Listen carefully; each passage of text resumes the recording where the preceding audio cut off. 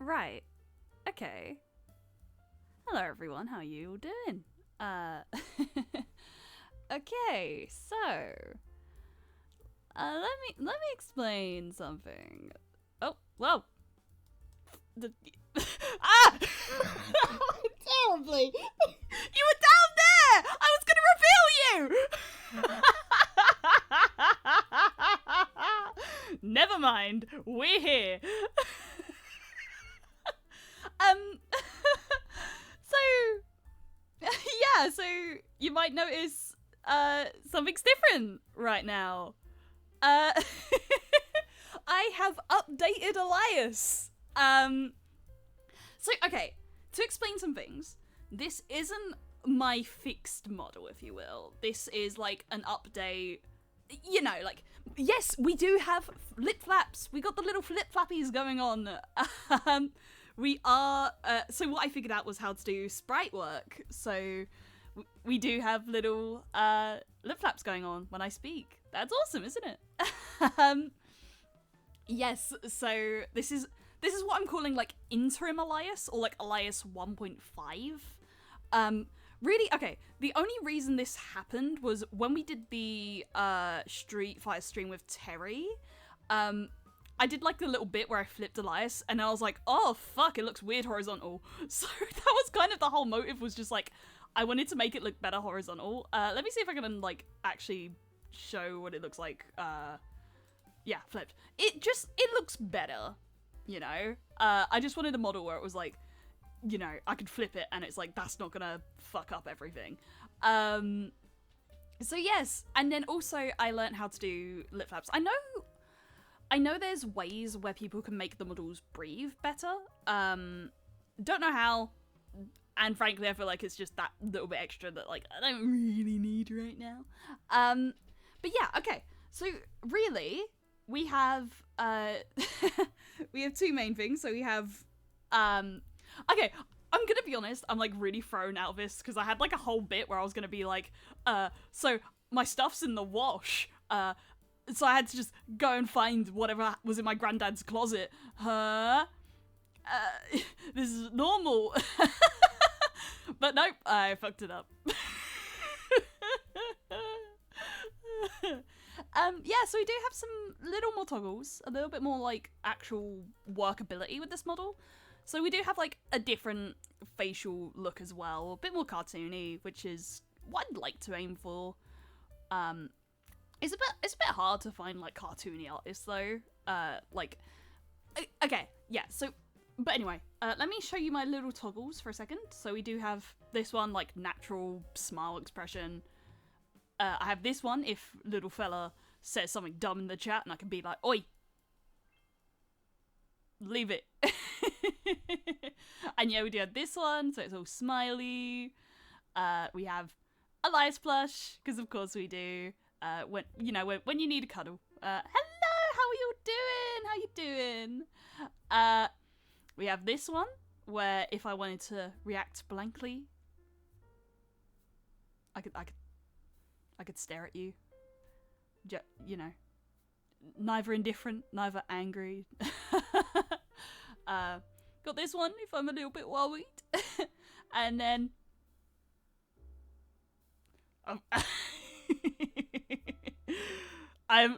it's still here.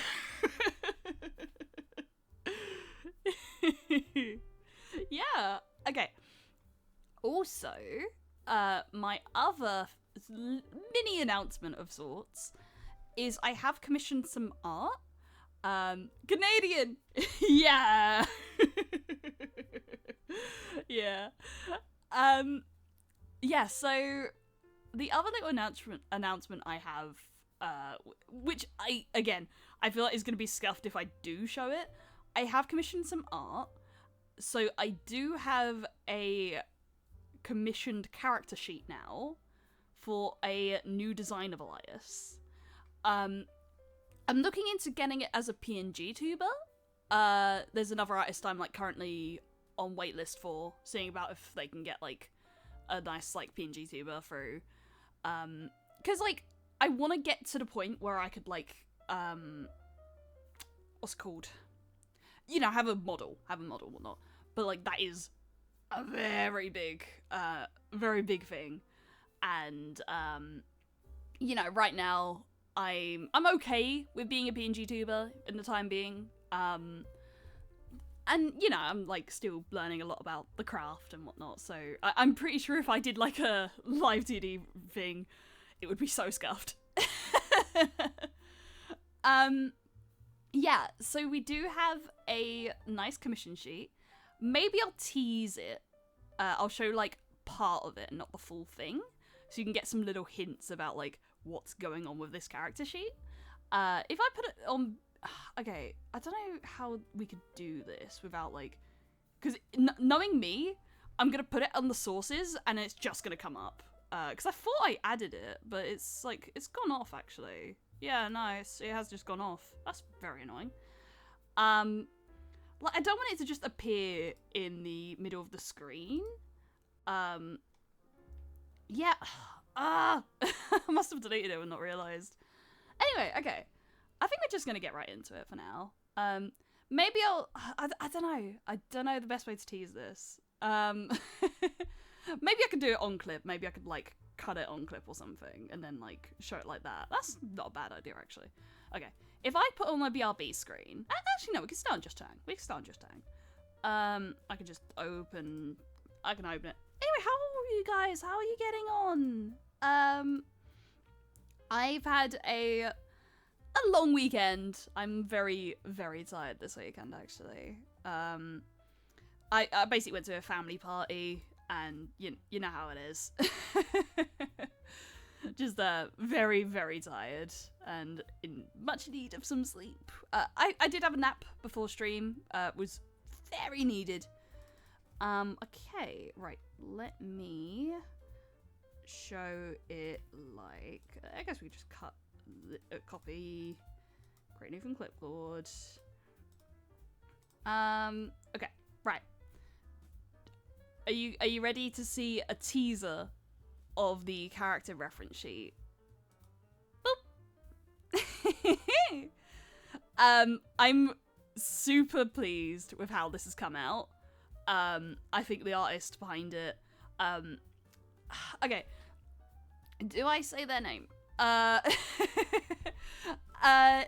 If you're able to, like, know the artist, then you know. It's like, if you know, you know. But they did an amazing job, and I'm super happy with how it's come out. But again, I'm not sure if, like, I should...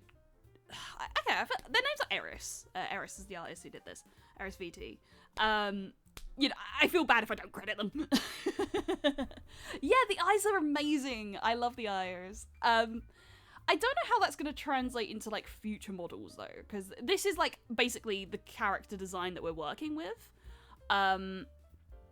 Yeah, and, like, what I'm, you know, I'd like to gravitate towards more cartoony models, but I looked at their style and I was like, oh, shit, that would really work with, like, Elias as, like, currently. So when I commissioned them, I sort of said to them, hey, if you want to, like, redesign this, if you feel like the current design doesn't work, because I've designed this, and I don't say I'm, like, a pro artist in any way. So I was just like, if you have any, like, suggestions on how it should look, you're free to, you know, take the design, edit it, whatever. And it came back with a design that I really liked. I think the current Elias design is it's comfy. It's a comfy design. But I think with, like, some of the lore things, and then, like, more for the, like, potential of art in the future to be both cartoony or anime, I really liked how this design was looking. But yeah, that's all I'm going to show you. Let me also just double check that I didn't just keep the other one on the other screen. I didn't. Okay, cool. Right. Yes, but Eris was the artist behind it, and I love it. Right. We're drawing Misagi today. And this will be me not shutting up about this fucking event. Oh, good lord. If you've seen Twitter over the past weekend, this shit got places where, like, it shouldn't have gone. Fucking football Twitter was talking about this. It was big, and I'm like totally willing to explain Pro Secca lore to you guys while I'm working on this. We did have some other like sketches that I was working with, so there's like the rough outline of what I was sort of having in mind. There was one I was thinking of, like Mizuki bed rotting. It was just gonna be sad. And then the other one was a bit more of like working with the new trained art that she has. And I really liked the eye that I was working with there, but I think this scene is a lot, and I really want to work with this. But I think I'm gonna do another sketch just to really hammer home, like, what I want from the design. You know, I might make the canvas bigger. Also, where did the background go? Is it still there? It's not. Okay, let me keep that open then, because we need that. We need that. So this particular event, I'm curious. Do any of you know Project Sakai? Have any of you played it? Because oh boy. My Vocaloid rhythm game became dark and depressing very quickly, and I'm not okay. Okay, right. It's gonna be like major spoilers, but so Project Sakai is a gacha rhythm game, mobile game, where, you know, Vocaloid characters are in it, and it's these like original characters and their stories and stuff like that. I've been a big fan since launch. So if I can pull up a reference actually. So Night Chord is my favorite group by far. Let me find a nice image of them. Simply because I can talk about my Oshi when talking about this. Let's get the new art. Yeah, new art. Create new good. Yes, right, Night Chord. Back to Streamlabs. Yes. So Night Chord is one of the groups in it. So there's like 5. There's Neo Need, More Jump, Wonderland Showtime, Vivid Bad Squad, and Night Chord. Night Chord's my favorite, and the writing on the Night Chord story for like the visual novel parts of the game is fucking amazing. This girl right here, love her. This is I am not kidding when I say I think I have every single Matthew card that currently exists in the EN game. I love her. I love all of them, but I love her. I love all my children. You know, I love all my children, including my favorite child. I love her. She's made me cry on multiple occasions. I'm fucking obsessed with her. But okay. But clearly the focus isn't on Matthew today. The focus is on Mizuki. And what happened with Mizuki is 2 years ago or so. Basically, the whole thing is all of these girls have something fucking going on with them. They're all depressed. And for the most part, it was her who was depressed. She was like really going through it. Their outfits do scream depression. Yes, these are redesign outfits as well, actually. Like this was what they've done for 3rd anniversary. They're on 4th now. They're on 4th anniversary. So okay, she's like suffering artist. She's like composer with like a savior complex. She has an abusive mum. Not like outright like physically abusive, but you know, like manipulative. And oh boy, she fucked me up. She fucked me up. She has made me spend way too much money on a game. No one who's happy in their life wears grey socks. Yeah. This one's Miku. Miku. Ooh.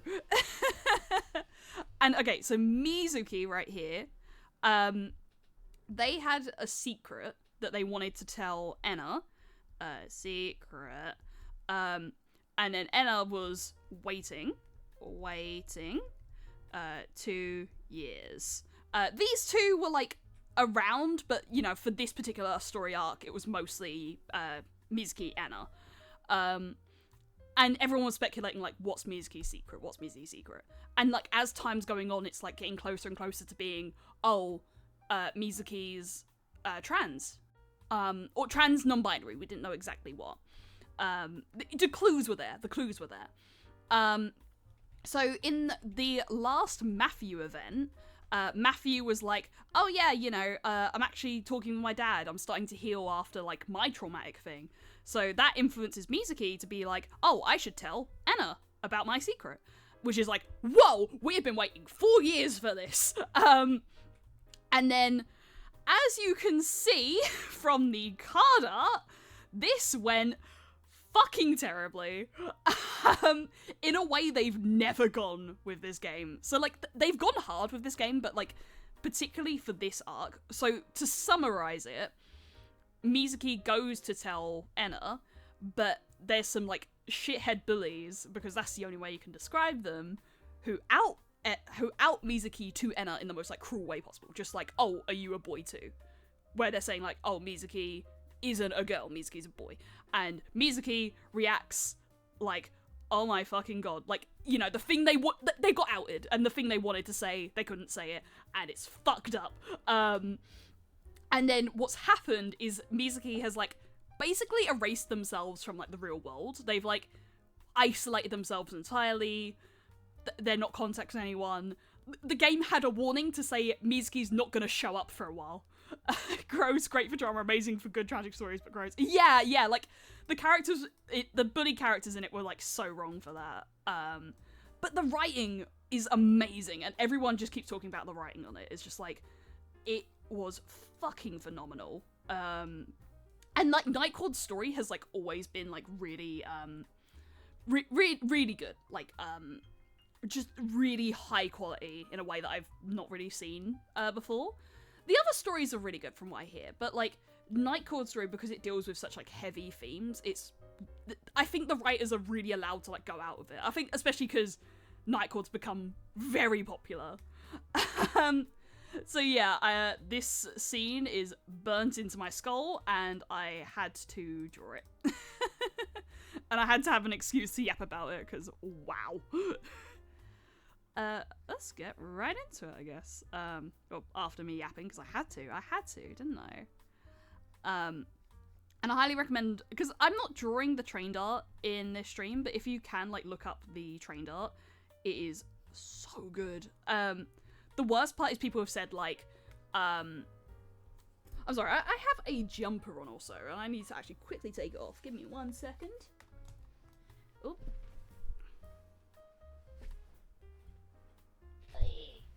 Go away, foul beast! We have no room for you here! Yeah, I've just been in this, like, very fluffy, jumper thingy, and I was sweating my balls off. So I am now free of it. Hooray.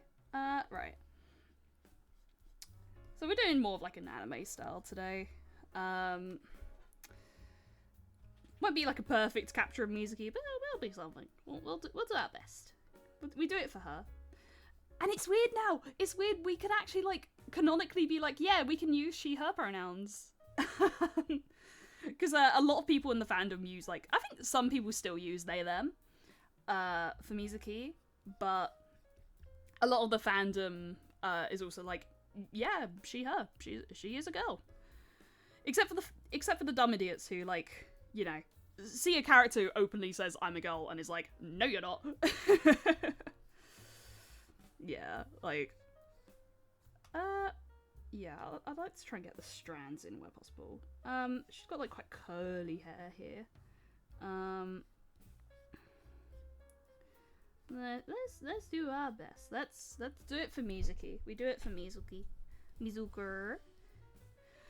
But, one of the things I really loved about this event is, they did, like, a really funny switch where, well, it's not a funny switch as much as it's like one character was healing, so they had to give the depression to another character.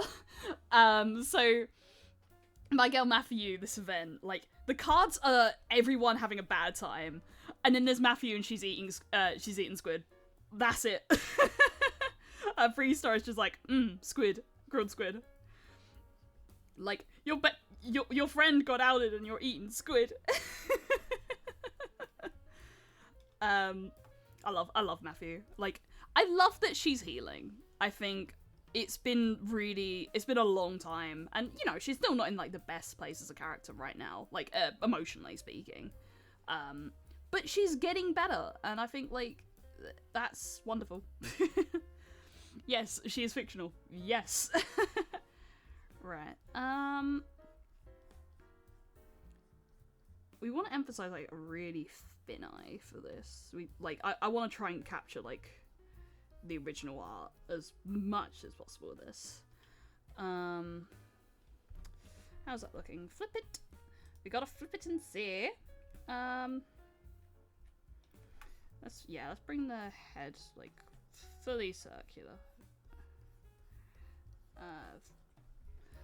She does have like, she does have some little loose strands like around there also. What I'm trying to get is like more of a foreshortening pose going on with this. I don't know if I'll be able to do it, but I'd like to try and do that. Because I think like I want to emphasize I want to do something similar to what I did with the Ame art that I did, like a focus on the sky, but like, you know, much darker in tone and fucked up and evil.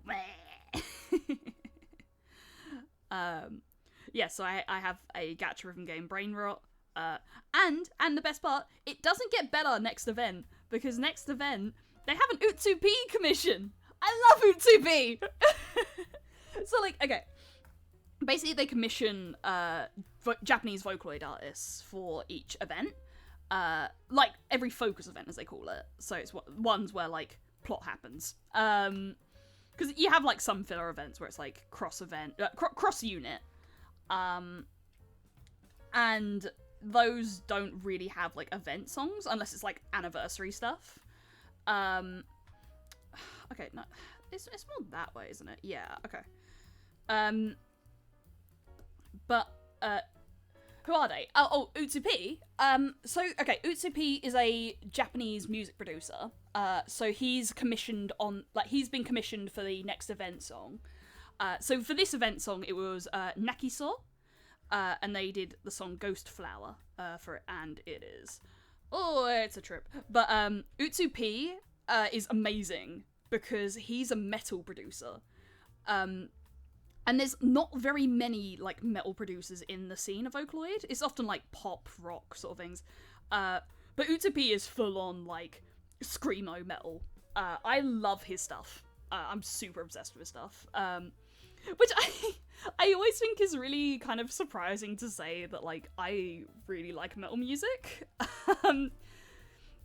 I think like I like to think I'm the sort of person that doesn't come off like they love metal, but I really do, and it's like one of my favorite things to work out to at the gym, or just like even when I'm at work and I'm just like chilling, I'm just like metal music and it's got like rah! in my head. So yeah, but Utsup, like, because it's Vocaloid as well, so Vocaloid, vocal synth, software and stuff, he managed to find a way to make it like scream, and it's really good. And he's been working with V-Simps lately, which is like a different sort of brand on the vocal, not necessarily Vocaloid, but vocal synths. Like, it's a different type of vocal synth, like as opposed to Miku. It's a different company, yeah. And some of his latest stuff has been so good. So Cold Death was his latest one, and that was really good. And then Emblem as well with the new Gummy vocal synth was fucking good. As you can tell, I really want to yap this stream about Project Sakai without actually playing Project Sakai. Because the issue with Project Sakai for me is it is like a mobile game, and I don't really have a good setup to play that yet. I'd like, if I could, I'd like to get a I would like to get an iPad so I could actually like solely have it for these types of games. I just don't really trust it if it's not a, if it's just on my phone, because I feel like something will happen. Going off like the last time I tried to do something like that, it didn't work out. And like as well because it's a rhythm game. Rhythm games are like very reliant on good, good visuals and stuff like that. So I'm still learning. Okay, Mizuki's hair falls in a really interesting way, and I'm trying to figure out how to replicate that. Let me look at their live 2D model. This one. Okay, I might redo the hair. I was just kind of working with the flow of things, but it's like there is like a logic to it, and I'm trying to figure out what that logic is. It doesn't have to be perfect, it just has to be, doesn't it? I always say that in my drawing streams. Okay, right, down we go. Up, that one can sort of come round like that. Because yeah, I'm not having it fall on the shoulder as it sort of currently does, either. Like the hair does often like fall on Mizuki's shoulder, so I'd like to try and make it like float with the wind a bit more. There is like yay, and then like that. Ones that sort of go that way.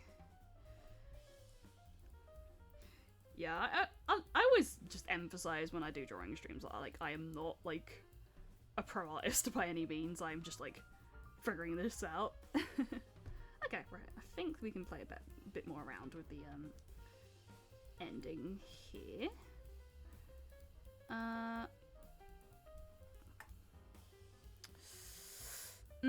Does feel a little bit stiff though. Okay, right. I'm gonna fix the ending there. Right. Let's just bring it around and.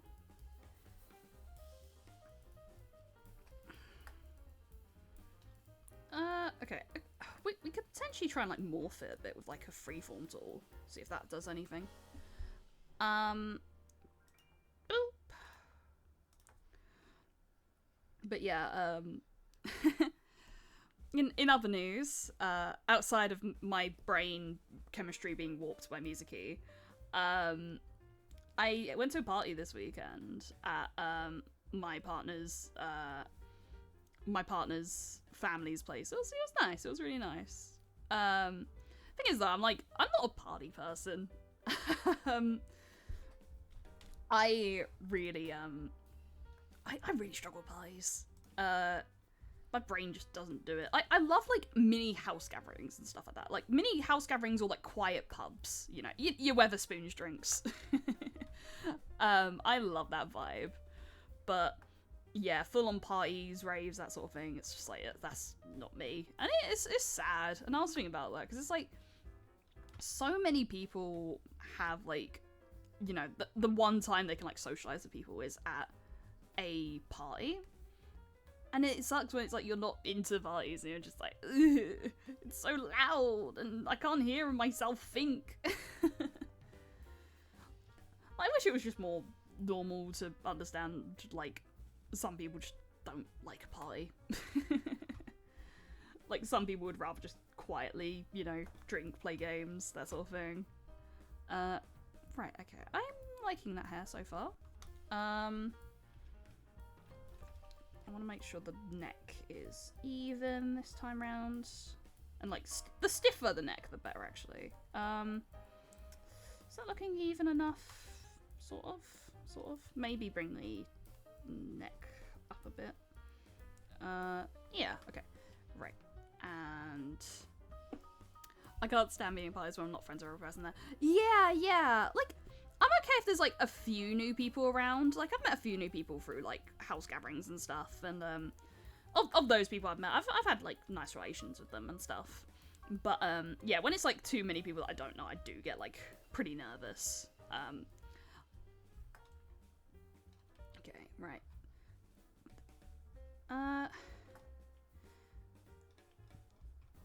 Do we want, like, open mouth? Or do we want, like, teeth?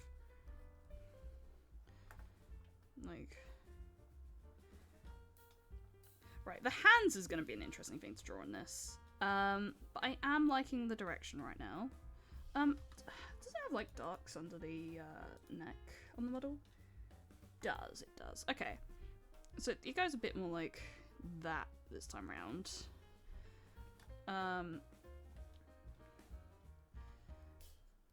make sure the eye is as fucked up as possible. But yeah, I'm not a party person, but like I'm particularly not like a loud party person, because I even have it where like, say I like pubs and stuff, like I don't like a loud pub, so when there's like a pub and it's just too loud and I can't hear myself think, I don't like that. Like, I don't understand the insistence of places to have music that drowns out you just talking. I really hate that. You can have music, I'm not saying no, don't have music, but it's like, why do you have to deafen everyone with it, you know? Why can't it just be there? Like, optional, you can still hear it, have fun, but it doesn't have to be like deafening. I get it when it's like a concert or something. If it's a concert, it's like, hell yeah, you know. But any other times, like, do you really need to have your ears deafened by like a speaker? Yeah. But house parties, like, anytime, like chill house parties, you know. But yeah, again, it sucks where it's like for most people that like loud party is just how they socialize. It's like, I want to socialize with you, but I can't think. Right, okay. I do know the shirt is Kamiko A. So it's like me. The eyes are the A and eyes are different colors. Co. Is it A actually? Jazz or cocktail bars are good for that kind of vibe. Yeah. Oh yeah. I remember our restaurant used music to drown out the sound of air conditioning grill vents. The restaurant was loud already with music off. Yeah, exactly. It's like, why? People hot, they need the AC. Nice hair. What, for the Misaki? Thank you, if that's the case. I was trying to figure out the best way to do that, and I think it's coming out quite nice so far.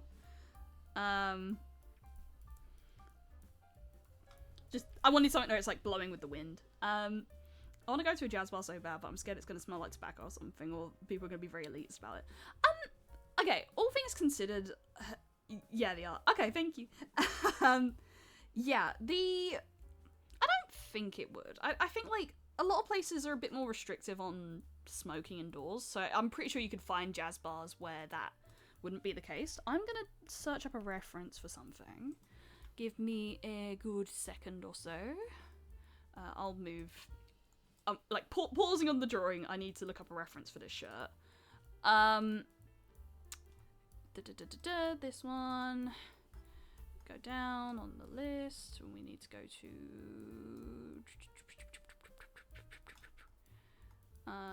is it sub?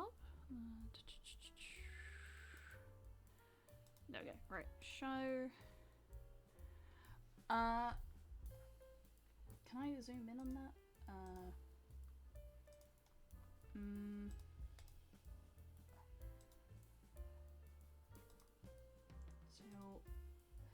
Like, there's this one website where, like, it does have, like, sort of, like, models and things like that, so I'm just trying to see if I can figure out the shirt, like, what it's trying to say there. 8A. 8A. I think it's an 8. Yeah, and yeah, with the elitist thing, as Little Fella's saying, it is just older folk, and most likely, more likely than not, they're probably not going to bother you. just vibes, yeah. Okay, I don't need all of the text, just, I guess it probably would have to come a little bit in, though. You know, it's all just, it's just a different vibe, really. Make the shirt wait, say, no, I'm not doing that.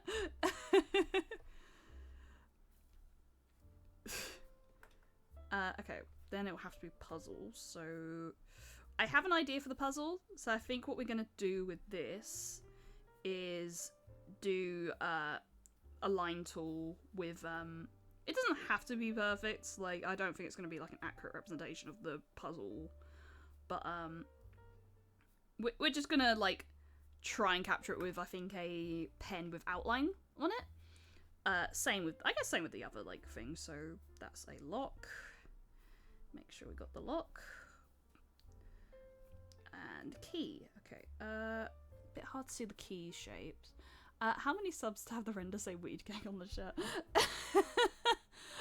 I'm not doing it. I want to be faithful to the source material.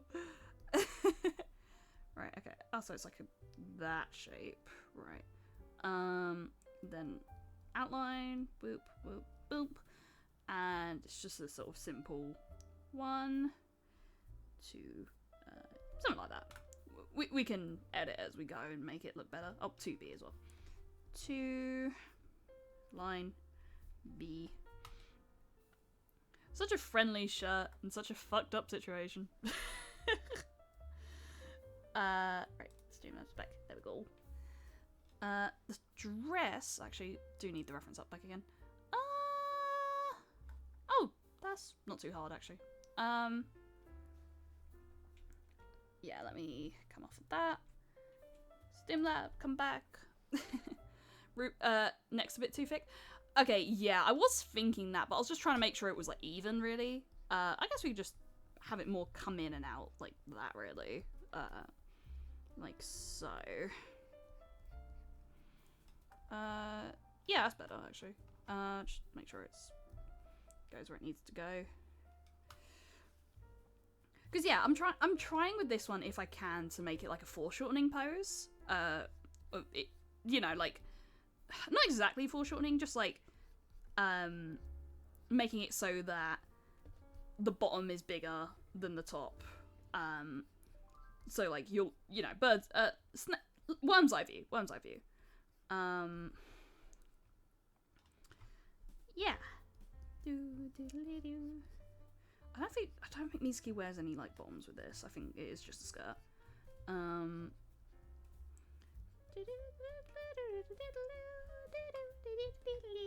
Right, hands is gonna be a tough one here. Because it always is, isn't it? What the hands like on the full? Okay, don't see him on there. Use the arms as a guide. I like have neck and bicep visually the same thickness when I'm not drawing backy. Yeah, I guess so. I mean, wouldn't that be too small? Maybe I'm misunderstanding like what you're meaning, but I'm thinking like, you know, if that was the case, then okay, say the neck's like that, then the body should be like that. I mean, that could work. Whoops, so that, and then like that also. Because I mean, we are gonna like, you know, play around with the perspective and stuff and make sure like perspective-wise it works. That could work, but you know, bring the chest out a little bit, I guess. Just, like yeah, and then me like that, something like that. How's that looking on the flip side? A little bit wonky. Okay, how can we make it not wonky? Okay, I think, right, if we're puzzle solving here now. Ironic, because the event's about puzzle solving.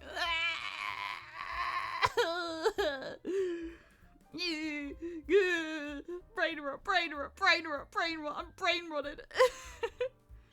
I'm brain rotted and I'm not okay. That's better, actually. If I flip that, check. That's better. That's even. Yeah, boy. The eyes are a little bit big, though. I can see that. One of them is. Okay, is it a symmetry tool worthy thing? I don't know. A bit better. Is that a Kingdom Hearts shirt? No, it's not a Kingdom Hearts shirt. It's a what's it called? It's a cool dance, yeah. She's vibing. How could Mizuki be suffering? Look at her. She's vibing. Wait, if I put it on full screen, just do that again. Just like let me move the references. Hold on.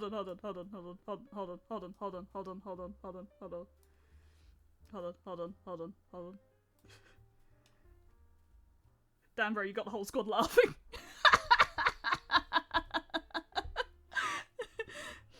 Me and the squad.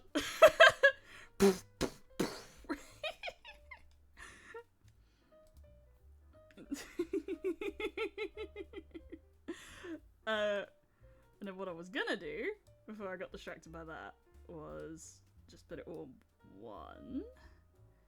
Please play an EDM song and do that as fast as you can. Are there any royalty-free EDM songs? Let me have a quick look. Royalty-free. We're getting so distracted, aren't we? Isn't that just any art stream just getting distracted like every time? Kevin McLeod. No.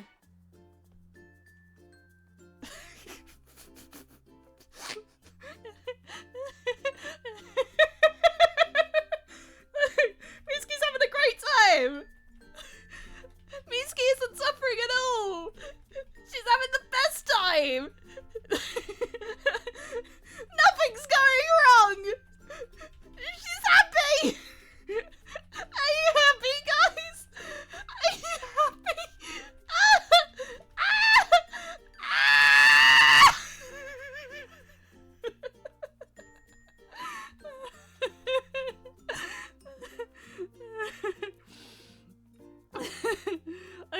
Okay. I don't know where to find royalty-free EDM, so I'm just gonna bring it back.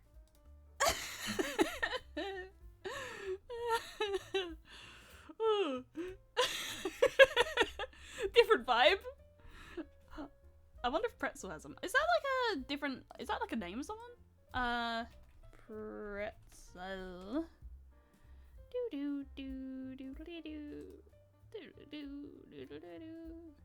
I couldn't. I use my music off Spotify, so I couldn't necessarily tell you which one works.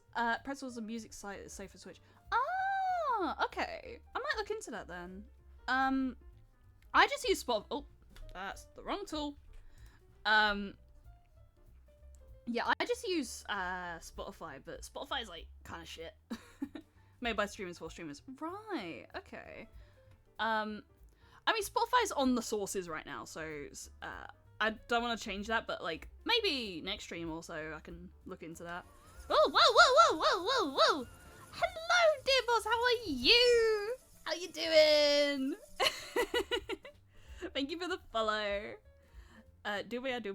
Pretzel.rocks. Okay. I'll do it right now. I guess we had our little dumb bit with Mizuki. Right, okay. Hands. How to hand here. I guess just do it in a different layer and just actually figure out like where that falls. Because I don't want it over the skirt. Like, I want the skirt to kind of take precedent here. But I do want to be able to know, like, at least where the hands are sort of falling with this design. So it would be thumbs first. So thumb, 1, 2, 3, 4, something like that. So fingy, and fingy. And then something like that. I guess the same thing on this side.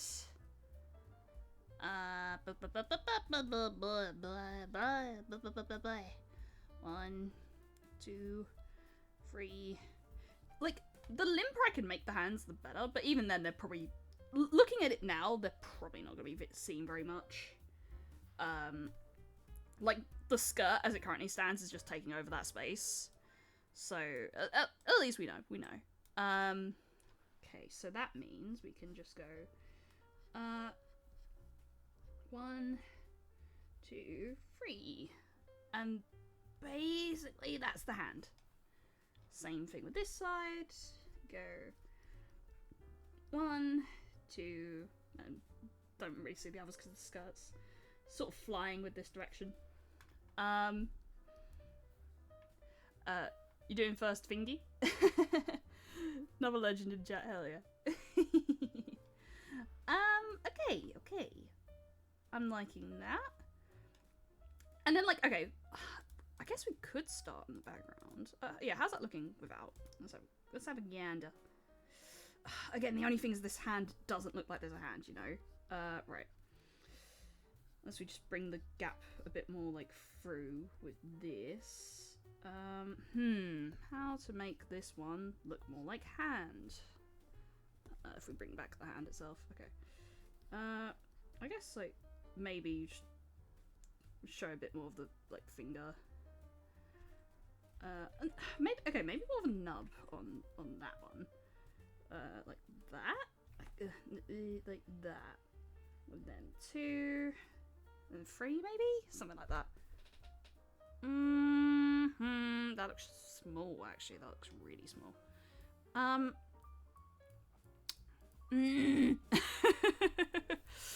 Also, okay, let me do some free transforming just to make sure that we've got the angle that we're going for. Not too flat. Put a JPEG of a hand on top of quarter day. Yeah. I mean, like, I could actually, all things considered, like what we had going was fine. I guess we could just bring it up ever so slightly, just to make sure, like, perspective is fun. Yeah, it just doesn't need to be super big. Not that one, this one. I want to do background. I want to start with background, because the background is, like, a really key part of the original image. Right. So, that previous tool that we did have was working for this. So, this sunset tool. Okay. Let's take... I guess we could just make it ourselves as well, though. So, sun is around here. Sun's like that. It does go into, like, full-on white. And what I'm thinking with that is we do, like, add glow. We make that shit blinding. I mean, possibly even with this as well. I'll add it, and then we'll do, like, the other sort of colours that are in the equation. Yeah. And it's, like, pink. And sort of, we could use, like, what's it called? I want to emphasize just how, like, orange it gets there. Wait, okay, if I delete the glow layer, yeah, and then we could really bring out the orange, because I want the, okay, right, I want to really bring out the orange of the top, like so, and then we can bring out more of this, like, bit here, but then, it is, like, sort of pink as well, like, which is, like, great for Mizuki as well, like, Mizuki's sort of colour scheme. And then white, practically white, with the, white was better. Yeah. I was gonna keep the white, I just wanted to, wanted to make sure that the bottom layer was good. And then I guess we can just add some clouds, really. What colour are they in this? Like, yeah, basically same colour as the buildings, really. I don't think I'm gonna show buildings in this. Don't really think we need them. Okay, what did I have on? It was a different layer that I did sort of sketch out the sky a bit better. Okay, it was that one. Okay.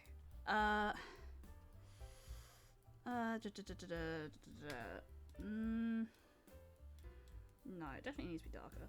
Like that. Yeah, there we go. Okay. Yeah, they did use sort of like an add glow effect on the on the sky there. You can sort of see it. It's such a beautiful art. I can't get over just like how agonizingly beautiful it is, because the art parallels the second Mizuki event, which was My Footsteps, Your Distance, where at the rooftop, Enna initially says to Mizuki, like, I'll wait for you, like, whenever you're ready to tell me your secret, like, I'm there. And when it first happens, like, the lighting on that scene is really comforting, really warm. And then, so that's why, like, the rooftop comes back in this event. And the card with Enna in it is like that. It's that same lighting, and people point out like, all things considered, Enna still like views Mizuki the same. Like Mizuki is Mizuki to Enna, but and then like the lighting, like she's shocked and she looks like shocked, but like all things considered, she doesn't view Mizuki like any differently. Just like is just surprised that, you know, this is how she found out. And actually, let me be. I don't want it to be too. Yeah. But all things considered, I don't want the sky to be too taken up by clouds. Like, I want there to be clouds, but I don't want it to be overrun by it. So maybe we just do some really thin ones at the bottom here, and even just possibly bring these clouds in. We can get rid of that for now. But yeah, it was just like when Enna's in that like scene, the clouds are like so. Actually, it could just be gentler. That's probably... Yeah. Okay, I'm good with that. Just have the clouds be a bit more speckled around there or so. And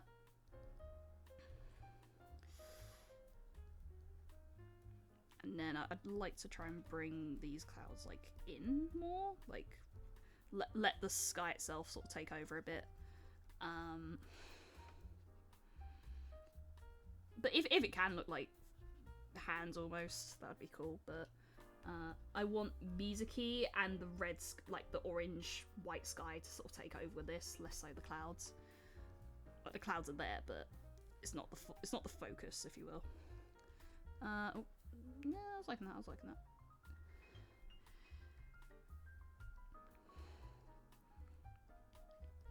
But yeah, it's just the way in this event how like the clouds, not the clouds, the sky changes like feeling, where it's like initially it's so warm and it's like so inviting, and it's like it's a safe place, and you know the rooftop appears like multiple times. It's like in Mizuki's first like shared focus with like the rest of Kamiko at the school, and then it's and then of course my footsteps your distance. And then, like, here it just becomes, like, it becomes something else. It just becomes, like... there's a song they covered, which is Netsu Ijo, Heat Abnormal. And it feels like it's, like, a perfectly fitting song for this whole thing. Okay, so I liked Multiply, but I'm gonna try something here. I'm gonna copy that layer. Duplicate. Because I also liked some of the other blending modes. So like, almost like that. And possibly like lowering it or something? Like, yeah. Oh, is that a really quick cheat to actually... Yes! Oh, that's actually really interesting. That's a really quick cheat to actually just get some nice shading on clouds and stuff. That... Ooh, okay. I'm learning. We're doing some learning out here. Okay, and then just erase what we don't need, or like bring it in where we can. Yeah, more like that, really. Huh. I'm learning. We out here learning. That's actually come out really nice. Huh. Oh, nice.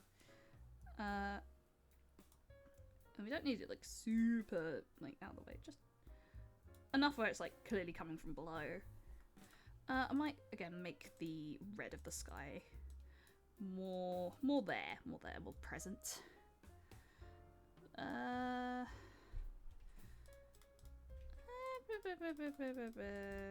Something like that. It's possibly even an idea. If we take these clouds. What happened there? Why did it stop? Oh, because it was its own layer, I guess? I don't know why that stopped working. Interesting. Just thinking if I could, like, maybe move... no, not that. Just move that one back. Do the same for that. Yeah. Give more space for the sky. the clouds are like there, but like the sky is really the focus here. Same thing, move that back. Oh no, move that back. Yeah. Okay, right. Let's do the this thingy, the what's it called? That. What are they called? Fence. That's it. Forgot a basic word, as you do. Okay. Doesn't need a lot. We can basically work with just line tool stuff. Just make sure it's there really.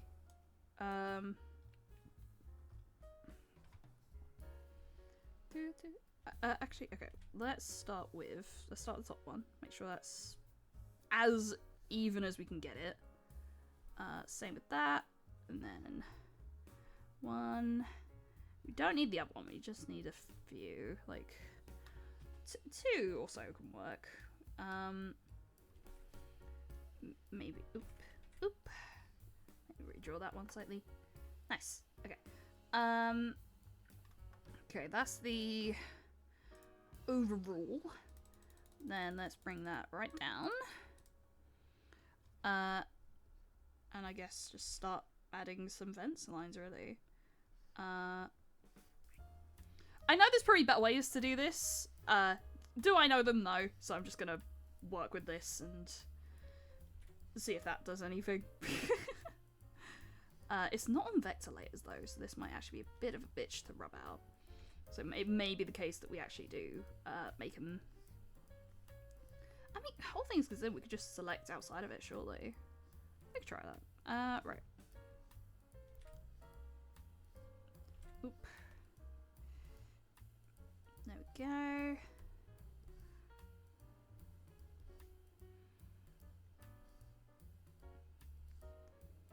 I mean, also I'm trying to think if it's like not super perfect either. That could be really nice, just in terms of like just reflecting Mizu5's feelings in this situation.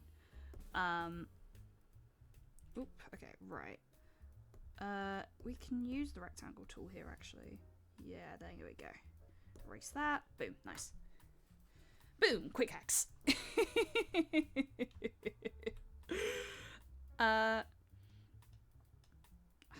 Yeah, we don't need them like super thick, all things considered. Yeah, they are under the oh, slightly showing actually. Just realizing that. Let me fix that. Oh,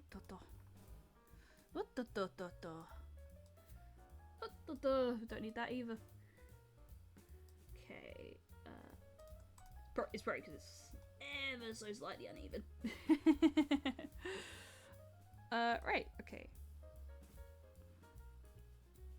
We live. Okay, right. Just testing out some different settings with the fence. Oh, that could be quite nice.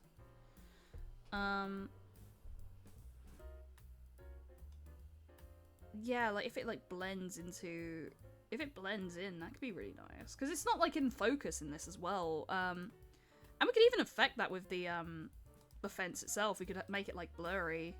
So yeah, like sort of make the top like screen layer, I guess, or even that or something. Yeah, actually I like the idea, so let me try that out, see what that looks like. That did affect the vivid light layer. I don't like that that's happening. I guess it's just where it's clipped to. Like if we just clip it to, yeah, okay, nice. Right. Yeah, let me fix that layer again, because we had something that was working there. Is it working? It ain't working. Nice, very nice, very awesome and cool and nice. Why are my clipping layers not working? I swear, like, I don't know what's going on. Okay. Also, that did get rid of. What happened there? Where's the... What happened to the nice glow that we had? There it is. Right. That's still there. That's still there. It did remove the editing layers on that. Why? I don't know. Ah!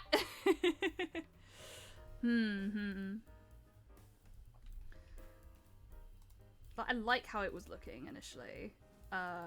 With like the sort of divide that we had going on. It was just a small thing, but I just liked it. Right. I guess just blur them. Manually, I guess. Can we...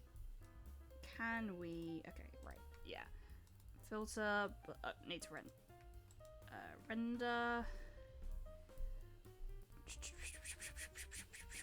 Okay, duplicate first, so we still have the base file if needed. Merge selected layer, and then blah.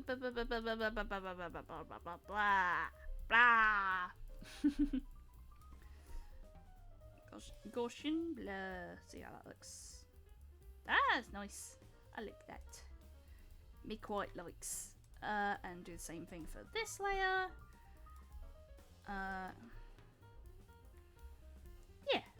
Yeah. Doesn't have to be super edited, it just has to be. And yeah, we can...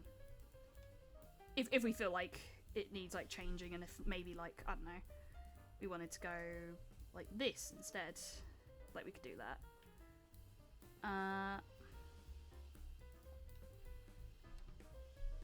It's nice we've got the options, really. Yeah, okay, hard light actually works quite nice as well. But I didn't like vivid light, but it does sort of hide it, which is an issue. So hard light's kind of nice, where like you can sort of have both, really. Yeah. Okay, I'm happy with that background, so I'm willing to work on the original, or Mizu5 really. We can hide that layer. We don't need that. Yeah, that's our sketch layer. That's the hands, isn't it? Yes. Okay. Don't need that for now. This layer. Okie dokie. Let's go. Let's go. Line art time. The best part of drawing objectively. Okay. If I could, I'd actually like to make the line work thinner, like really gentle on this. I'd like to go like more 6-5 brush, see what that sort of comes out like. Because I usually do like very thick brush work when I'm drawing. But I'd like to do something thinner this time around. I always struggle with line work. I always struggle making line work like blend in, if you will. And like I envy the people that can do that. Sort of. I saw this one VTuber, I can't remember their name, but they made this toggle that I was like such a fan of. That was like, they made it so they had a toggle whenever they did Control Z, and they just counted it. It was really funny. I really liked it. I'd love to find the name and just like, you know, be able to say what that was again, because it was really good. Because I know I definitely use Control Z a lot. Right. Let's get that little nose going as well. As you can tell, I do like to just kind of hop around when I draw, where it'll be like, okay, I'm working on one thing and that's just like, actually, I'm gonna do that. Actually, I think this sounds much more interesting, and I'll just do it. Okay. That did come out a little bit. Oh, that could work.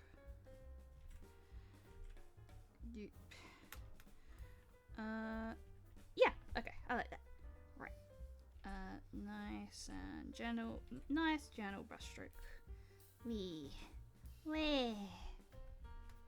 And then, also, actually, let me say some stories about when I went away this weekend. So where we went, there was a lot of dogs there, and three dogs. One was, two were like my partner's family's dogs, and then one was like my partner's brother's girlfriend's dog. So it was a black Labrador. The other one was sort of like a Shih Tzu, but not like not like a Shih Tzu. You know what I mean? I can't remember like the exact like breed of it. Okay, I'm not liking that hair right now. And then my partner's boyfriend's, my partner's brother's girlfriend had a beagle. And so what happened was in another room they had the cakes. And this was like a big party, very big party. But in like the dining room also they kept the cakes around.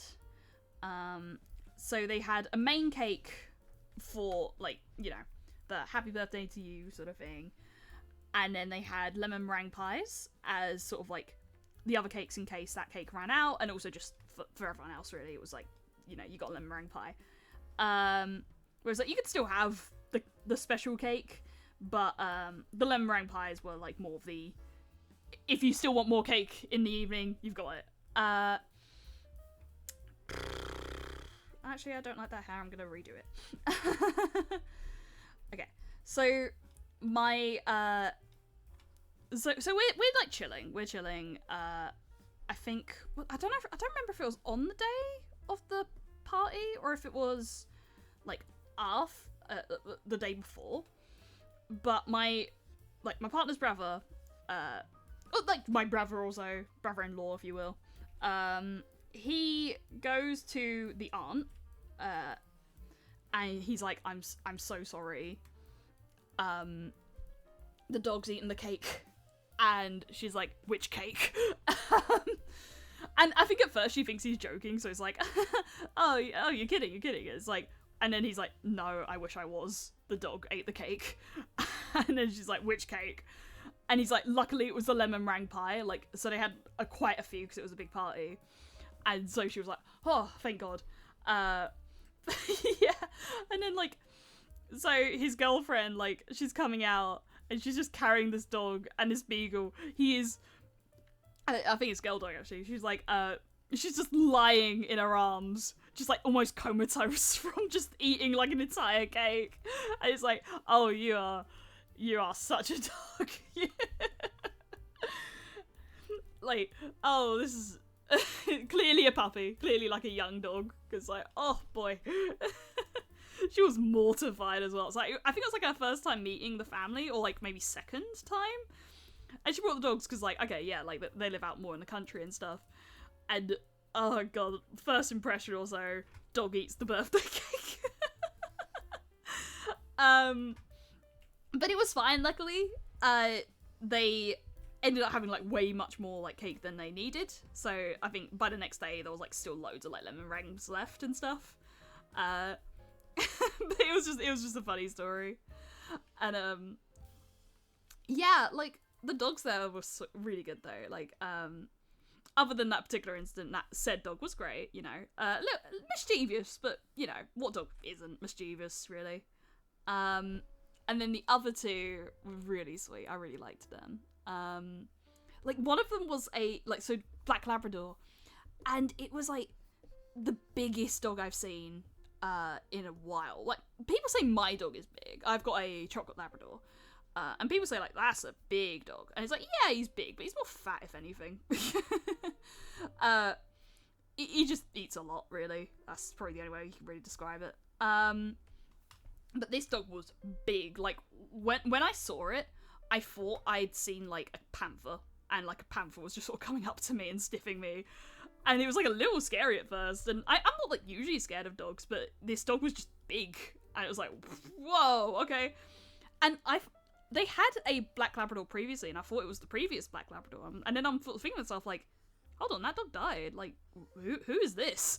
Who is this, and why are you massive? The sheer girth of you, boy. So, yeah, and then, like, he just had, like, the loveliest temperament. He was, like, his name was, like, Teddy as well. And I love that. I love like when you have a dog that's like so big and you give it like such a gentle name and then you realize, yeah, it lives up to the name. Like, it was so sweet. Such a lovely dog. And at one point, like, he laid down on the floor and was like fully like belly open, just had like the dumbest grin on his face. It was so cute. But again, like, just really gentle dog. Love it. I'm obsessed with dogs that are like big and gentle. So cute. Like my dog's big and gentle.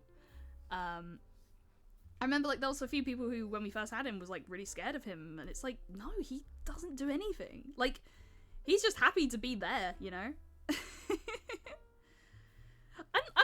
I'm not necessarily a dog person. Like, if it was between dogs and cats, I'd always pick cats. But I think just lately, my dog's grown on me a bit more. Just like because I was always just a bit like, oh, but cats. But like, nah, he's a good dog. He's a good dog. It just makes you appreciate, like, when you do have a good dog, like, just how nice that is, you know? Like, his only thing is just he watches you eat and, like, salivates and maybe does, like, a weird, like, you know, I think I've talked about that when I was, like, first streaming. Just, like, his weird sort of salivation sounds. But he is a very good dog, beyond that.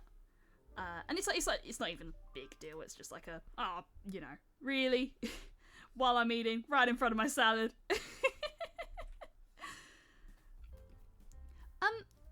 In other news as well, before stream started, I was watching a bit of Eris's Live 2D model. It's so good. It's so cracked. I love it. So like, if you guys like take anything out of this stream, do check out Eris's like Live 2D model. He's great as well. Like, we raided him one time previously, and he's super nice. He seems super cool. So really, I'm really happy for him that he got such a lovely model. It was awesome. So I think actually, I just had a thought. That's a good idea, actually. I keep mentioning the lore video thing that I want to do, where I want to react to VTuber lore on stream. But my main thing is I don't want to do it without permission. But his one, he has like a full, like, you can read it document, rather than like a lore video. So like, I'd actually be super interested to like ask him, like, hey, you okay with like me reacting to your thing on stream? And just generally just going to VTubers I know have like lore videos and just being like, hey, can I like watch your lore? Because I'd like to do like, my big thing is I'd like to do potentially like bigger VTubers and like, you know, contact their like emails and stuff and just be like, hello, very professional email here. I would like to review your lore on stream. Could I watch your lore? Do you have any like preferences about how it should be watched? Things like that. I'd love to be able to do that. I think it's just biting the bullet and, you know, like giving it a go. Because in my head, I'm like, the worst thing they can say is no. Because, you know, like, as long as I approach it like nicely, like, okay, worst things they can say is no, or just not even read it. And like, that isn't even the worst thing. It doesn't necessarily mean they don't like me or whatever. It's literally just, you know, those emails probably get clogged up with a million different things. So it's like, you know, there's no harm in it, is effectively what I'm trying to say. But it's just like biting the bullet and being able to be like, make that connection, you know? Because I'd really like to do this. And I've tried to make like a post on saying like, hey, does anyone who have like VTuber lore want to send it my way and I can like review it on stream? But no one's done that, so I think like I have to try and find different ways of getting my hands on some lore that I can react to. Because at the end of the day, what I want to be able to do is react with what's the word? Sincerity, if you will. Like, you know, crediting creators, adding transformative commentary, so I'm not just like watching the whole thing, like and like asking them particularly like, do you have any preferences? So it's like, oh, do you want it shown on screen? Do you not want it shown on screen? Like, do you only want like a certain amount watched on screen, and then I tell everyone else to watch it, you know, go to said channels and watch it directly there, you know. Those are sort of the things I'm trying to ascertain, figure out with how I want to do this. Because the easy alternative is I just watch lore on my own time and make my own research, and then sort of share my research with you guys and be like, what ones do I like? What ones don't I like? But I'd like to share the process of researching that with you. Because, yeah, also, I do have a lore stream planned for this week. Not like, oh my god, I finally got VTuber lore. we're far from that. But I do want to write my VTuber lore this week. At least get a first draft going, because I've had an idea for it that I think I really want to work with. And it's basically just been making the time to plan and do a writing stream again. Like, all things considered as well, the last writing stream, I don't know, I think I wasn't too happy with the thing I wrote, but it's like, okay, it's a first draft, fine. But like, I always have this weird insistence when I do writing on, like, I just end up writing horror, and then I end up writing, like, weird horror. And it's like, is Twitch gonna be okay? Am I gonna get banned? I think the perpetual Elias J. Dodder experience is just waiting to get banned. Oh, hello! Let me have a look at this. Ooh, okay. How can... Okay. We are having a brief pause here because little fella has sent something through that I am really excited to check out. So I'm gonna quickly try and load that up so we can actually watch this on stream. Like, first time reaction. It's like, I think it's an early draft, isn't it? I can just quickly ask him, like, you good with me reacting on stream? He should respond pretty quickly to that, all things considered. Right.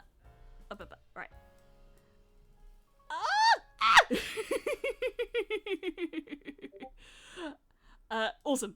Right, we got the go ahead. Okay. We're doing a quick reaction. If I move to this screen, move Elias down here, and then we change the source. We're not. Oh no, we don't want that one. Oh no, it's image. That's why. Screen capture. Screen capture. There we go. Let's do different source. We are doing this one. we have an early draft of a fan animation. Thank you, little fella. Let's watch this. Okay. Pause music. Okay. Let's watch.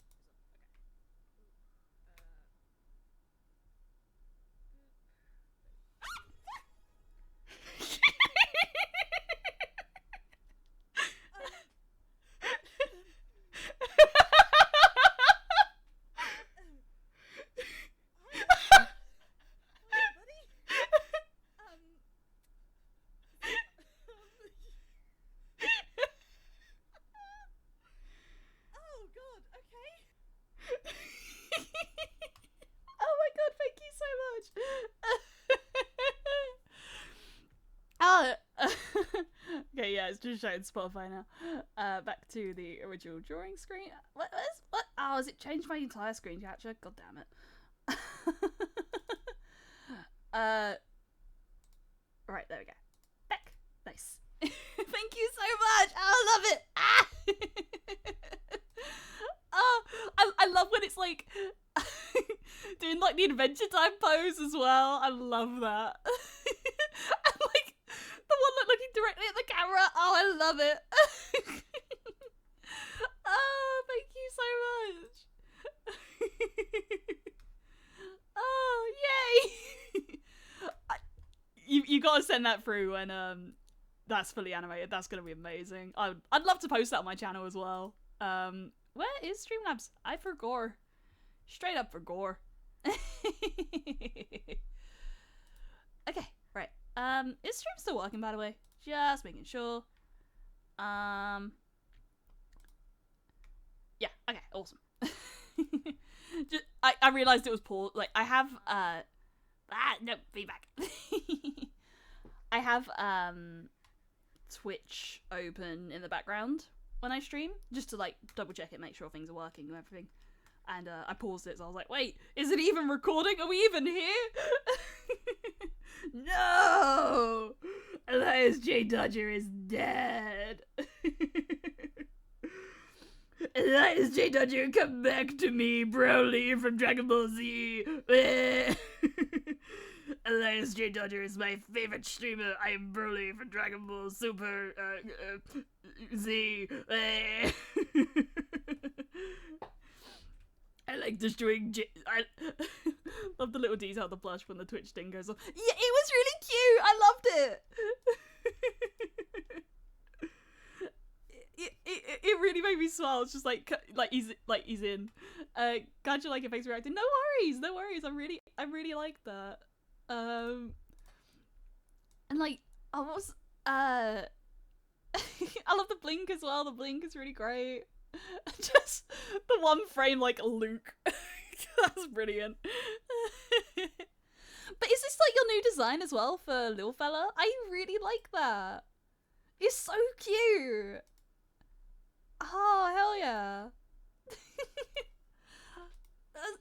Really? When we play Sparking Zeroes?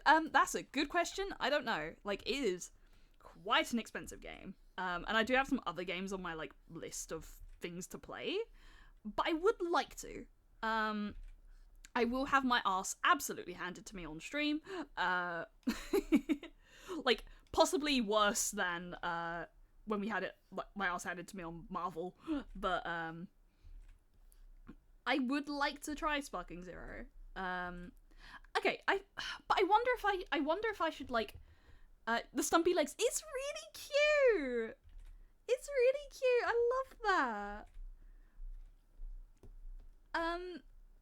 Yeah. Okay, I do wonder if it's worth like me playing Sparking Zero like possibly on my own or something to at least like. Feel if I actually like the game, because I've never played an arena fighter properly.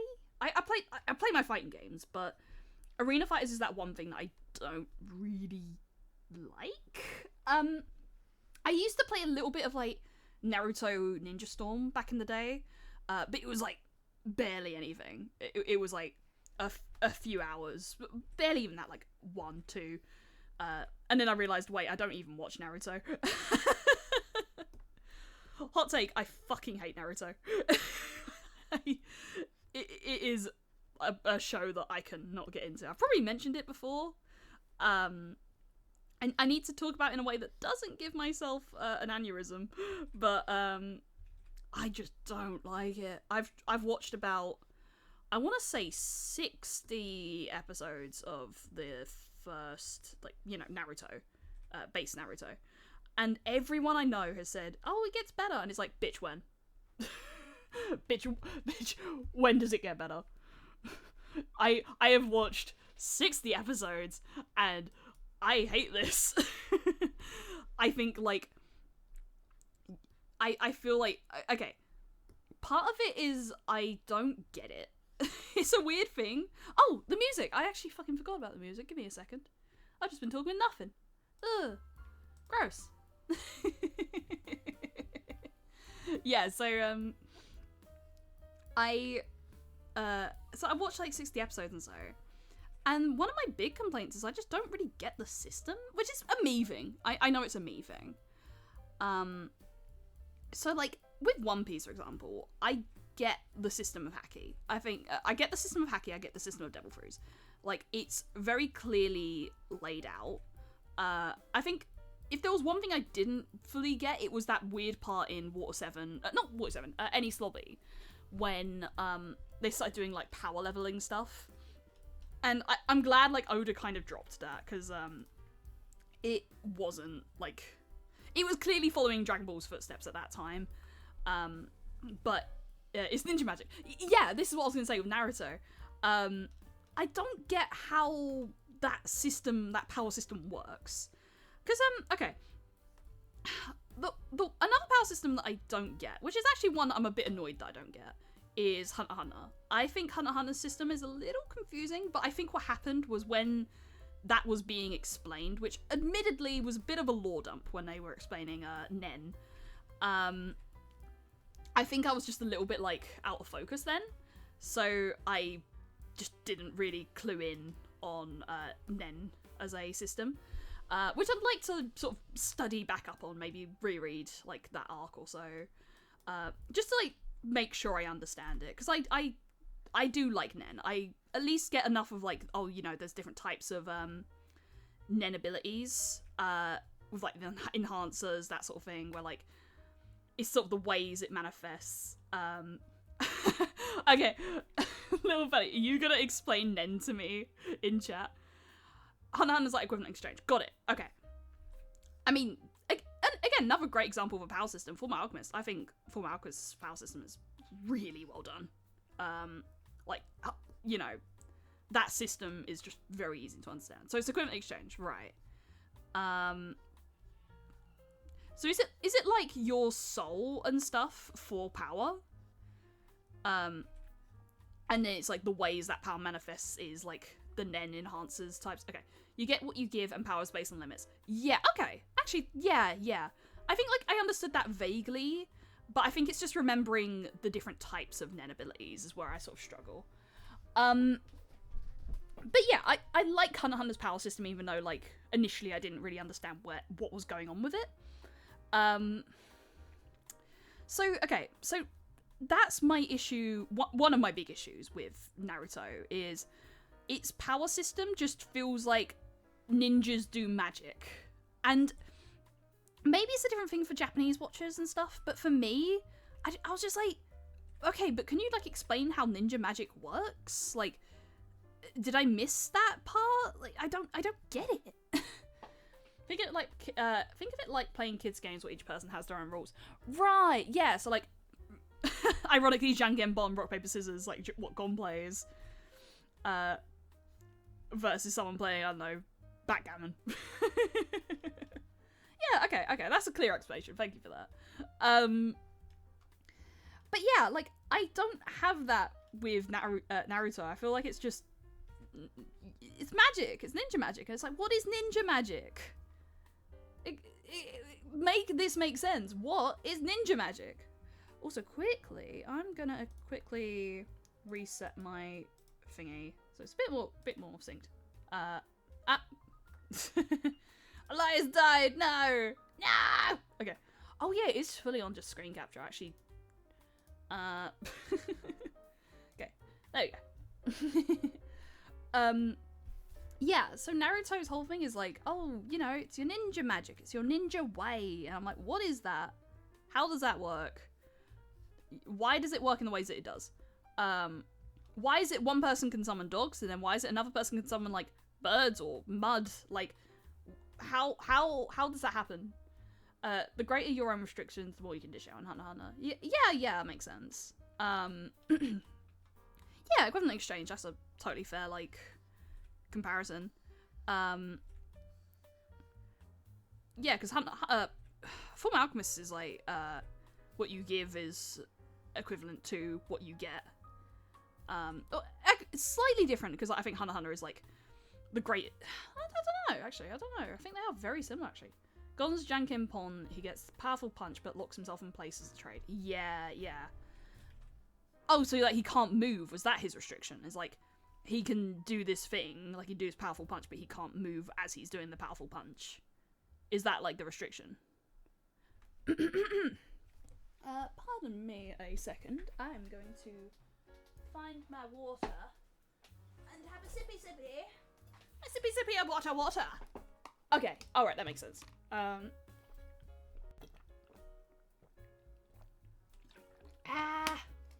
Water. Fuck, we need a water redeem. Like, okay. But he works around it by doing stuff like falling from a cliff as he changes it. Yeah, that makes sense, actually. Okay. Awesome. Okay, that makes sense. And then like, I think Killua's is like, not Killua, Kurapika, it's like, he can only do it on, spider members, right? Like, he can't kill was it like he can't kill anyone else? Because, like, he has to focus all of his energy on, like, the Spider Clan. Fuck, I really want to read the new arcs, because there's new Hunter x Hunter, and I saw a little bit of it, and oh my god, the art! What is going on? Tagashi, what have you been cooking? It was like this bit where a guy opened his mouth, and there was like an eye in the mouth, and it was like really well good. It was like really good. Yeah, if you said I kill anyone that isn't the spider, I'll die. Yeah, okay, that makes sense. And then Gon did it during the Meruem arc, Chimeran, yeah. With I'm you know, I'll never use Nen again. I want to kill this bitch. Like, I'll give up all my power just so I can kill this one fucking rat. And she's like, yeah. I have a really cute figure of Neferpito, actually. I love it. It's on my shelf. Really cute. Just like a little gacha win. Because there was like a gacha store that got recently. I got like a little keychain of Kite, and then I got, ironically, got the person that kills him. Anyone at any point can make new rules, but it would be like learning to drive a new car in the middle of the test. Yeah, because the Chimerans do that, don't they? They like set new rules, but then they don't know how to use them, because they've just set a new rule, and it's like, they have to get used to it. That is a really interesting system, yeah. You've explained that really well, thank you. But yeah, that's my issue with Naruto, is I don't feel like I got that. Like, why is it manifests one way for one person, and it manifests another way for another? Like, what are the limitations of that system? Like, is it just the hand thing? Because, like, I don't think it is. It's like there's scrolls as well. Like, you know, I think if you don't know enough about ninjas, Naruto gets kind of hard. Because, like, I think that's where, like, you know, Fullmetal Alchemist is, like, a really interesting answer to that, because I think you don't have to know anything about what alchemy is, and it explains, like, its world of alchemy so well. Naruto's ninja magic, fuck you, that's why. Yeah, but, like, I'm interested to talk to someone who is, like, a Naruto super fan or so. Like, you know, not, like, someone who's, like, I'm gonna be like, I'm gonna kill you because you don't like Naruto.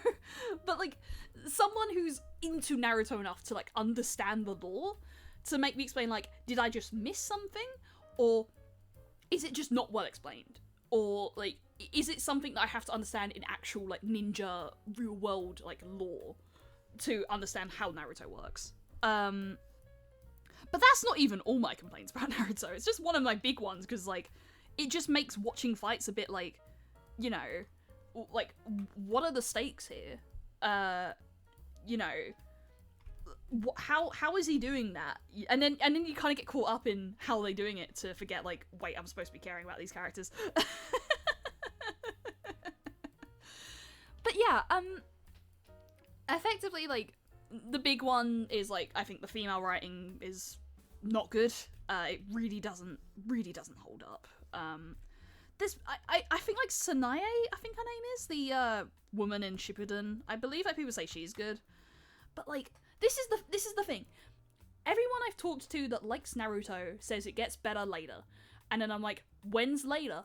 And then they say, oh, later, as in Shippuden. It's like, I have to watch all of Naruto to understand Naruto, to get to Naruto Shippuden when it gets good? How long into Naruto Shippuden does it get good? Does it get good right away? Does it get good, like, 100 episodes in? How many episodes of Naruto do I have to watch until Naruto gets good? Because One Piece, I started liking it from day one. Luffy was engaging. That's all I needed. Same with Hunter x Hunter. Gon was engaging. That was all I needed. Like, you know, like, this was a big thing as well. I'm not engaged by Naruto as a character. Like, Naruto is annoying. Like, really, really annoying. In a way that other characters, like, can be, but not to the extent that Naruto is.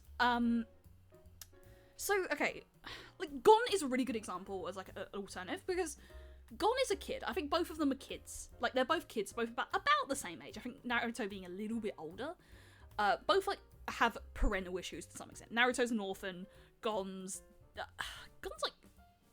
yeah, I think Gon's an orphan to an extent as well. Like, he has his mum, who's his aunt, his aunt, basically. He's got his aunt as a mother figure, but he doesn't have his mum.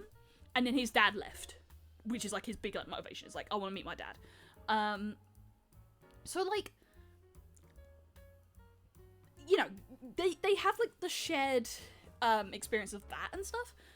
But, like, Gon is a really well-written character as a kid. And same with Killua. Like, they have annoying kid moments, but they're endearing. Because it's, like, I think you can tell they're having fun.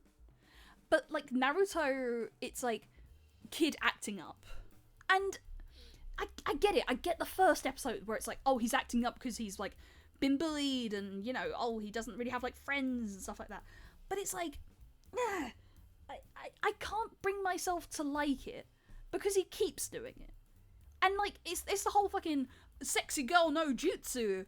And I just don't like it.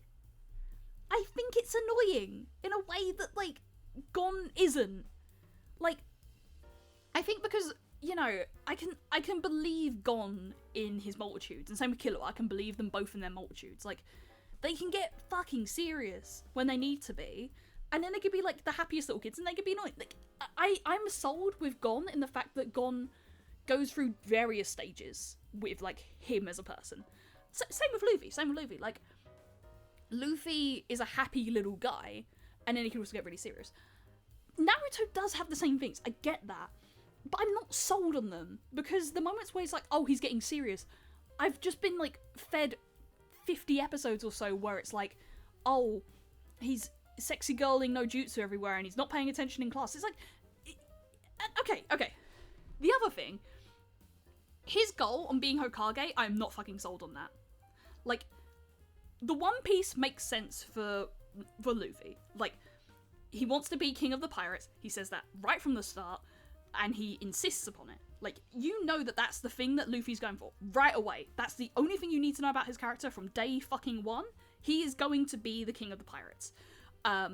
He's setting out on that journey. He's, like, actually getting the crew together. Like, he is pursuing that goal actively. He's an active character in that.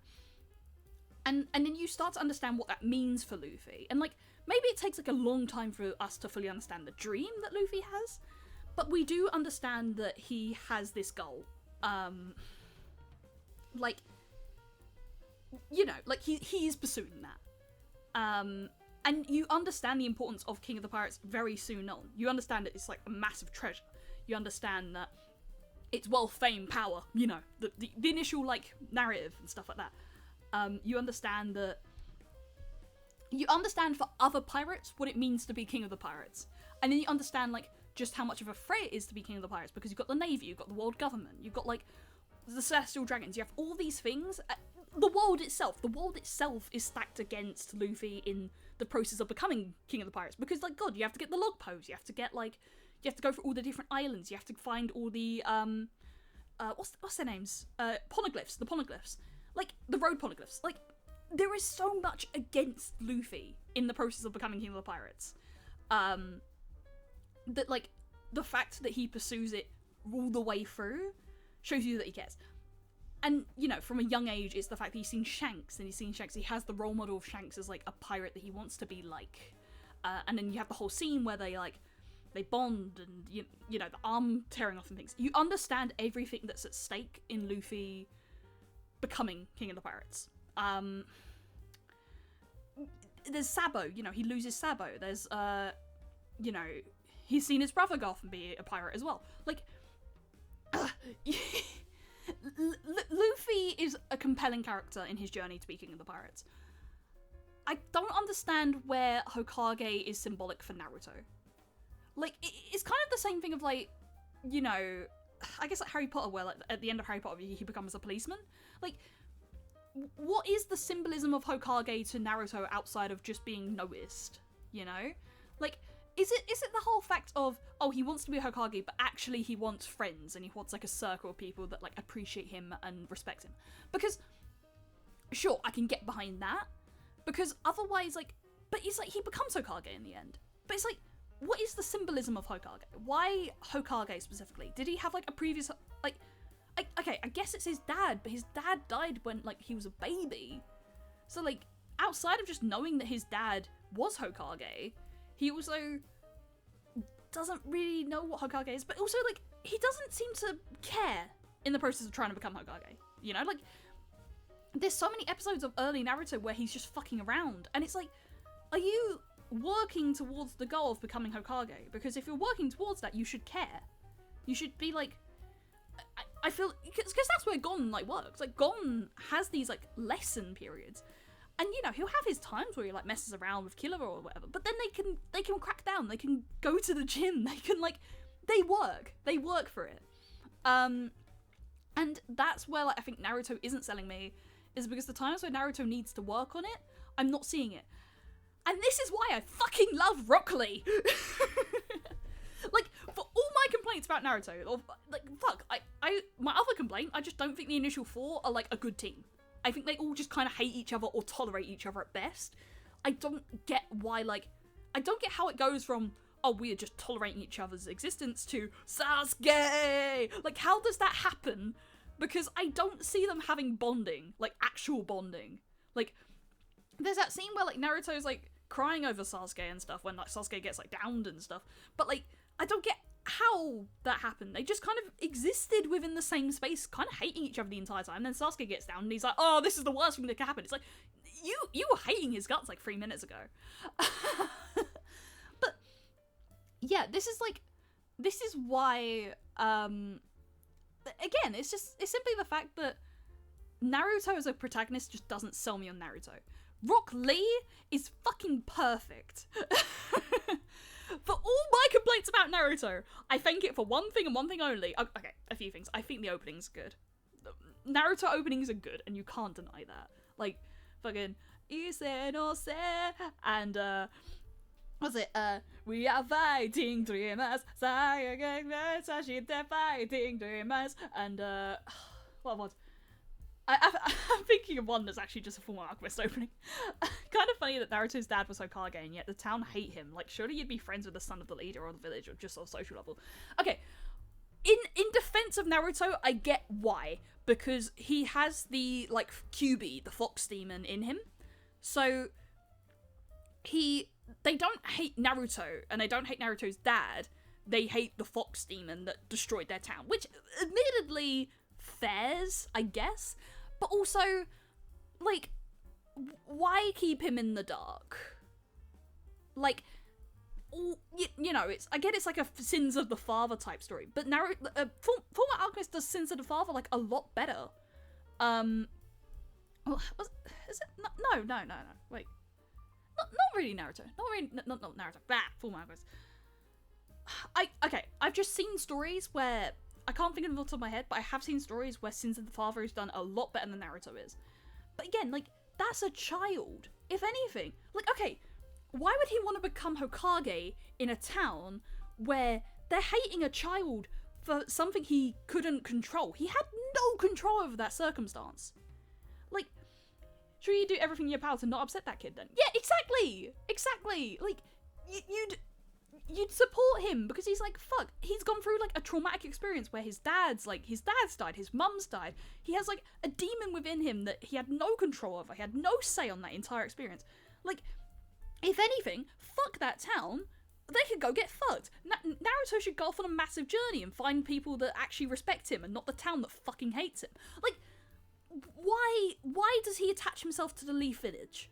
It's like, he has, like, one character that he actually cares about, which is, like, that teacher that was, like, you know, being like, oh, Naruto, you silly fuck. You know, I like One Piece in the, in the abridged.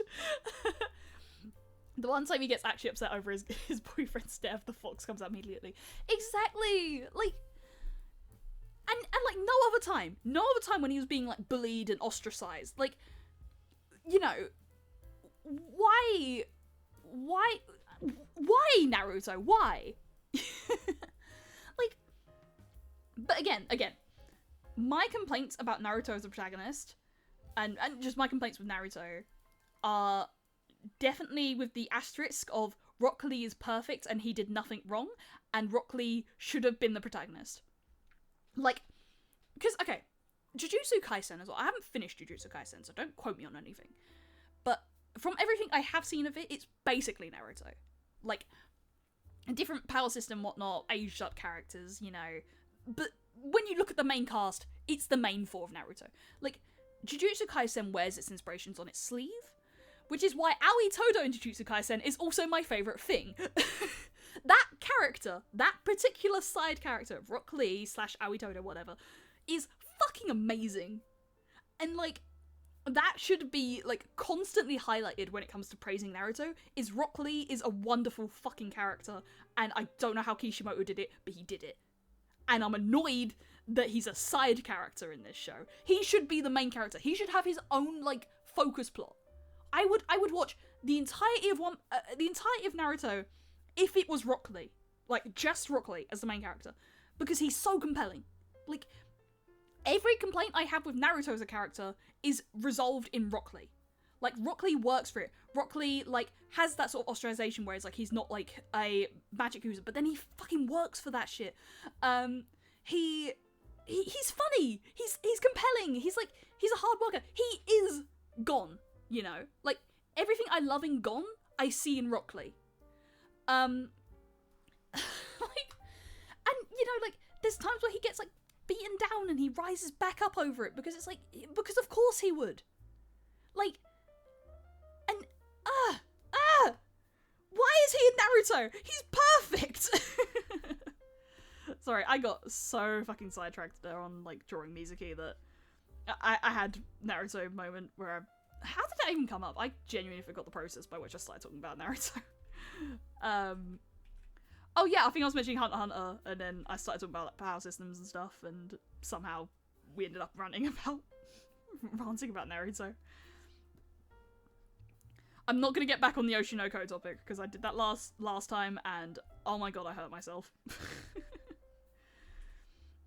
But again, I haven't finished Naruto, so, you know, anything I say on Naruto could be wrong.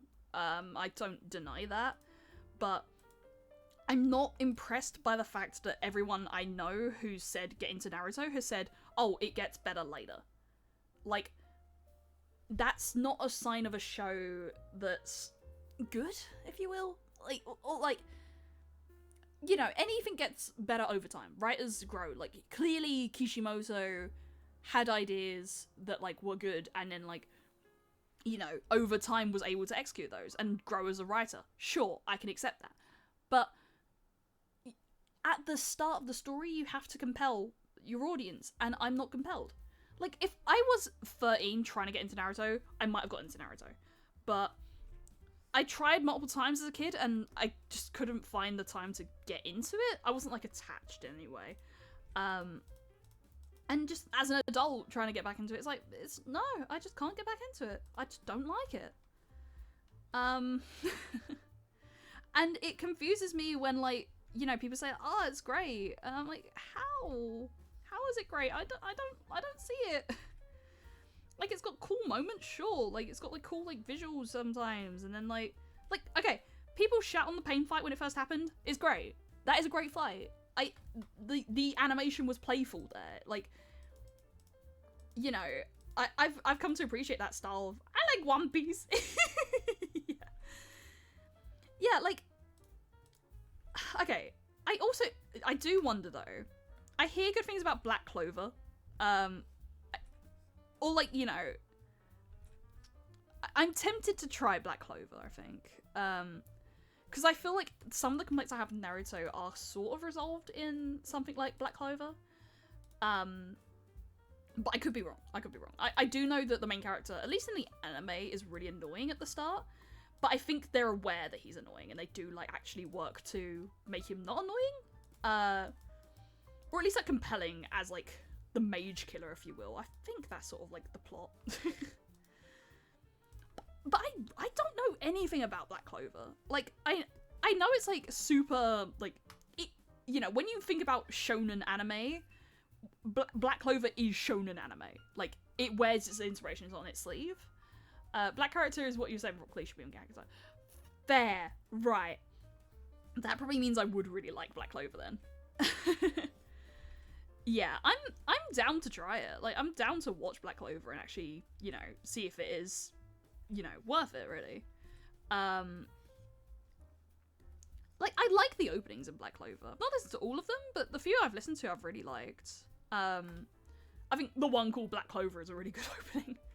Or was it Black Rover? I think it's Black Rover. But yeah, I hear things where it's like, you know, you can't go into Black Clover expecting anything like super new from the medium of like, you know, it as an anime, manga, whatever. Like, it is doing everything it loves from other anime.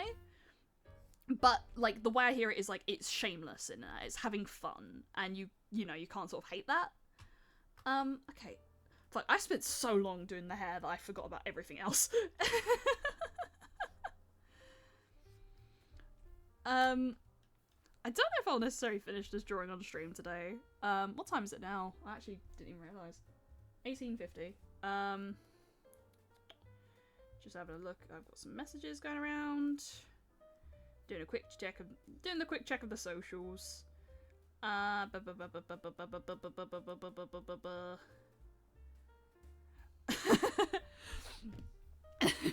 My friends actually I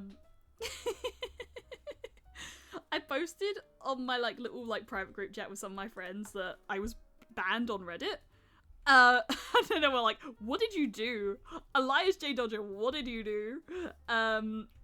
I don't know if did you see that, little fella, that I was banned on a Reddit. Basically, I wasn't. I was joking about it because I looked up. Reddit was down for at least most of the morning, so for some reason it was just blocking like IP addresses. Don't know why. But yeah, it was newsworthy enough that it went on the news.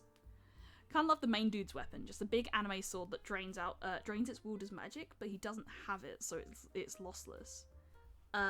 Oh right, yeah. Yeah, that makes sense actually. Like, you just get a weapon that punishes magic users, but you don't have magic, so it's like, ha, I get fucked. I win! That, my friends, is called bullshit, and I love it. Like, I love when it's like bullshit where it like, you know, a character's clearly manipulating the system. A good example I'd say is like Konosuba. It's more comedic, but I think Konosuba's like logic of, you know, I'm gonna do a bullshit thing and I'm gonna win for that, is Kazuya picks a god. Like, oh, he can pick anything, he picks the god. Like, that is in itself a smart play. Like, if it wasn't for Aqua being like practically useless as like a character, you know, a whole thing just being like putting all her stats into what was it? You know, party tricks? Yeah, party tricks. That was a really smart move from Kazuya. And it was funny. It was a funny move. It's like, you don't expect that. Like, I love when like an anime or manga can like be willing to say like, hey, we're just gonna like do something that's ballsy and dumb, and it works, you know? Right, I think that works for the arm. If you can sort of tell, I'm kind of speed running the rest of the body because I really spent way too long on the hair. That hair better come out nice. I haven't even done the eyes.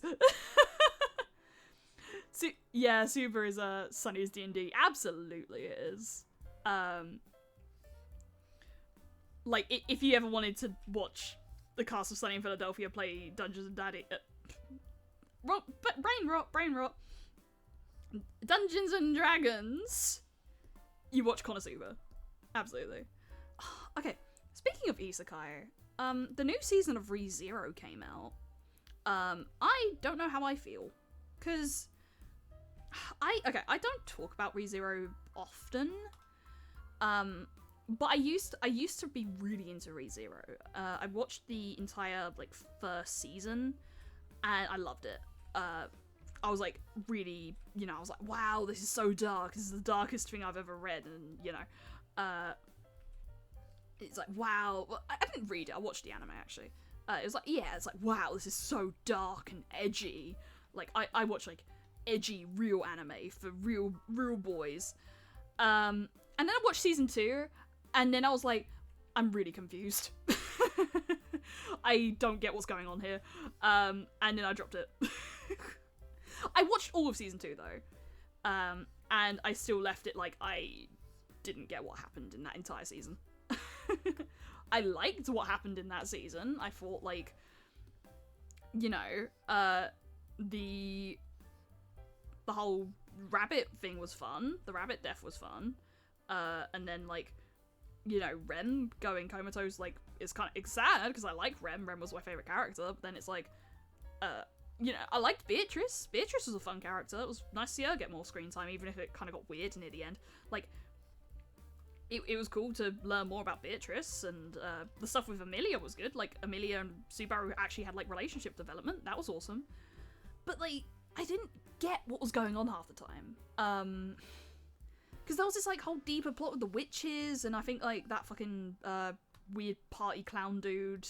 What was the party down? What was his deal? I genuinely forgot. It was, like, I think, you know, they had some sort of relation with, like, the witch. I don't remember if it was the witch or if it was a witch. And, like, how all the witches kind of look like Amelia for some reason. And, like, I think that was sort of explained in that season, but it wasn't, and I'm still really confused. Like, okay. Because my wonder is, should I just read the novels? Because I hear good things about the light novels for ReZero, but I tried watching the anime, and then, like, it started getting, like, lore heavy, and I really just didn't understand where I was going with that, you know? Like, I was watching it weekly, so I wonder if ReZero's Trust. Okay, but have you watched, like, all of it? Because, like, the last we talked about it, I remember you saying you got up to the bit in season 1 where I think Rem was just killing Subaru over and over. Because I do remember, like, the start of it is, like, okay, and, like, at least for season 1, and, like, for part of season 2, it does get, like, it has its good moments, and I think that's the big thing, is, like, ReZero's deaths are super memorable. Like, it knows how to do, like, some really traumatic, like, writing. You know, at this point now, I've read worse.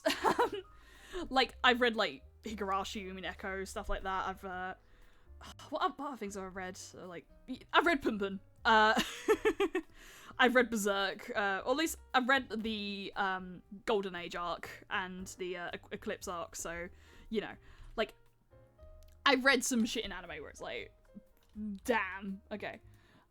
But, yeah, like, I don't remember where you got up to last, because if I'm correct, I don't think you finished it.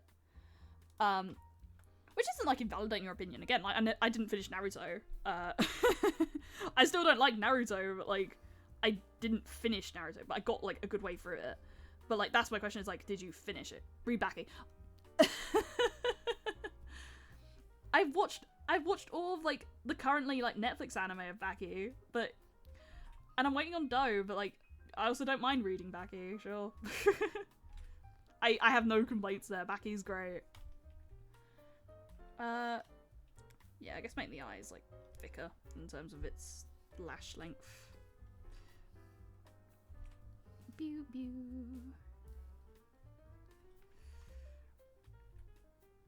She has, like, 3, doesn't she? Yeah. Okay. And then lower lash.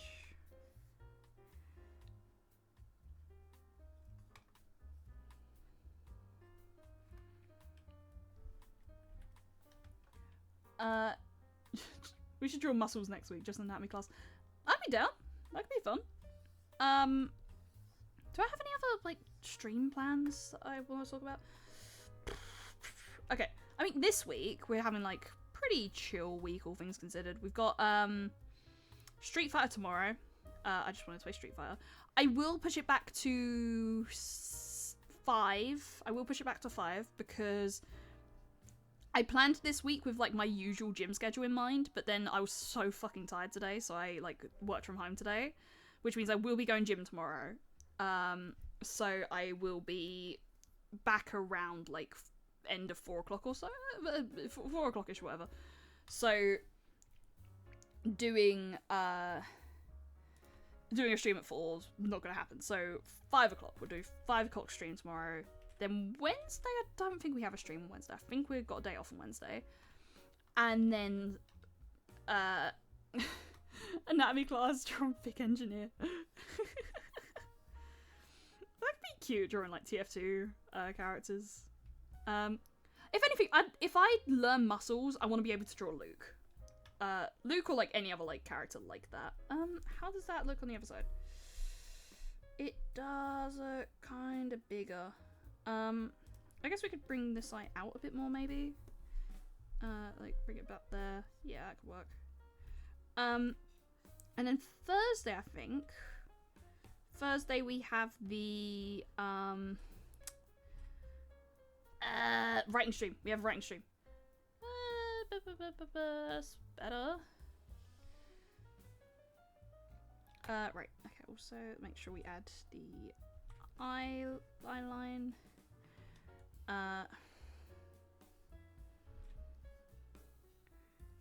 You can. Don't have to have it going through the hair. Just do it like that, so I can like actually map it out. Boop, boop, boop. Nice, nice. That's looking good. That's looking good. We'll add some thickness around the neck in terms of. If I'm doing VTuber, no. We are doing like VTuber lore. We can do like a horror VTuber story soon. I still don't mind doing that, but I want to do lore for Elias because I've had it on my mind for a while, and I want to actually get down to writing it. So I probably won't be like. In theory, I really shouldn't be trying to talk to chat a lot. I should actually just be focused on trying to write said lore. But I've got some really good ideas I'd love to try and share. Yeah. Right, yeah, I don't mind... Oh, pardon me, I burped a little bit there. Yeah, I don't mind the eye having a bit more of a scratchier, like, line work to it, because I think that's sort of what happens in the original. Yeah, you can sort of see, like, the ways it gets scratchy around the sides, and I like that.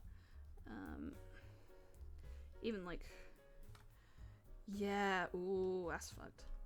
Add some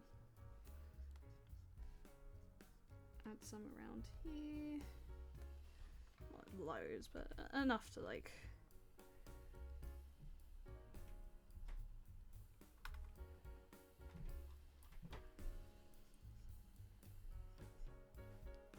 Just focusing because we've spent a long time yapping and I've not actually, like, finished the drawing yet.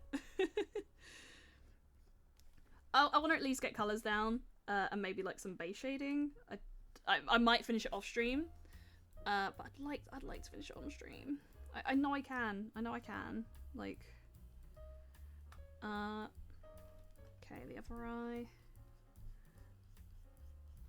Yeah, it can be scratchy this time round, because as long as it's connected, like, it can be scratchy, because I think it sells the sheer fuckery of the situation.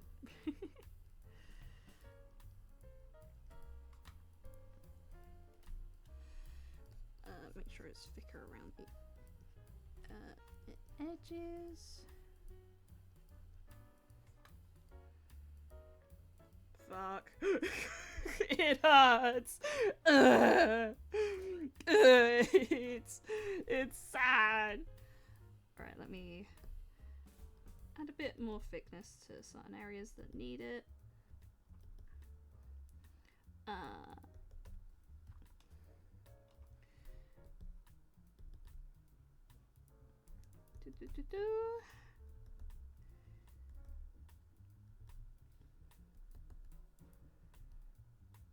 Boop boop boop boop boop boop boop boop boop boop boop.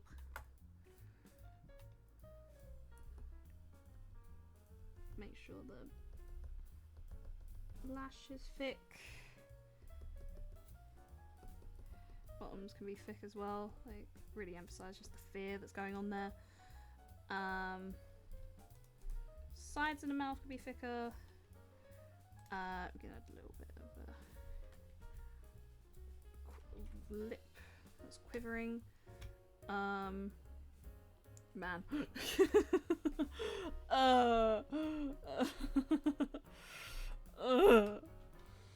Mizu5 Mizuka! No, Mizuka, who hurt you? Mizuka! The Mizuki Defense Force, we will defend your honor. Ah, fuck, man. You ever just draw something and you're just like, what the fuck did I draw that? Why did I hurt myself like this?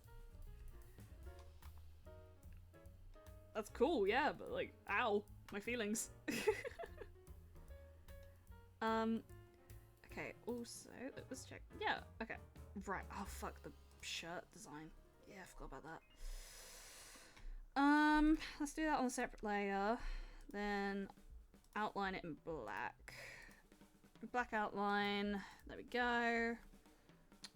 Make the text light. Actually, it doesn't need to be that. It just needs to be, okay, let me cut the other references. Oh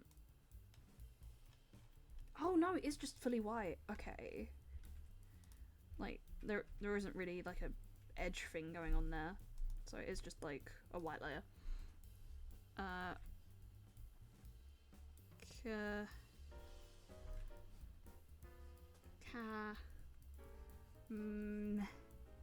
Cam E.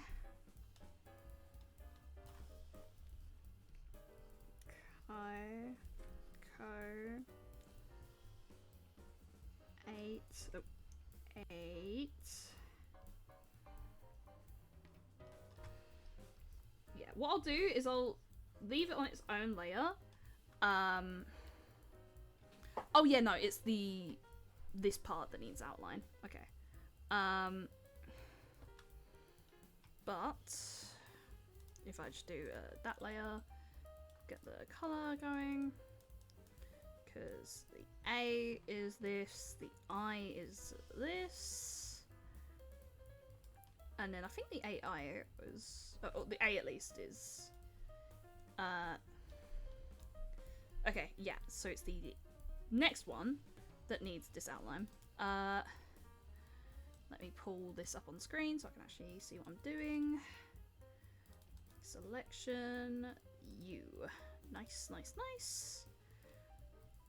And then the actual brush itself is white. There we go. Okay. 2, 3, 4, 5. And then we can make that about 12. Oh wait, no. Okay, no, we can do this. Yes, that makes more sense. Doop, doop, doop. Doesn't have to be perfect as long as it is.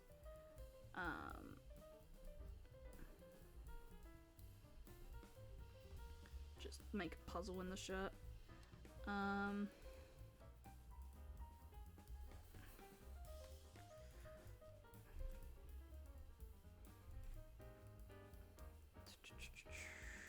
Try and think of like other little bits I can do. Yeah, that could do. This one can be drawn more so. That square, square, square, square, square. Okay, so okay, and then the rest can be coloured in.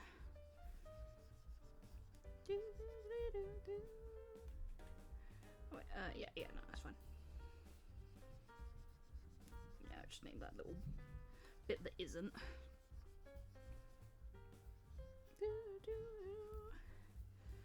Okay. Make sure that's straight where possible. Nice. Probably just move it down a little bit so it's like not getting in the way of the other thingy. And then the key. We're cooking. Wait, was it? It is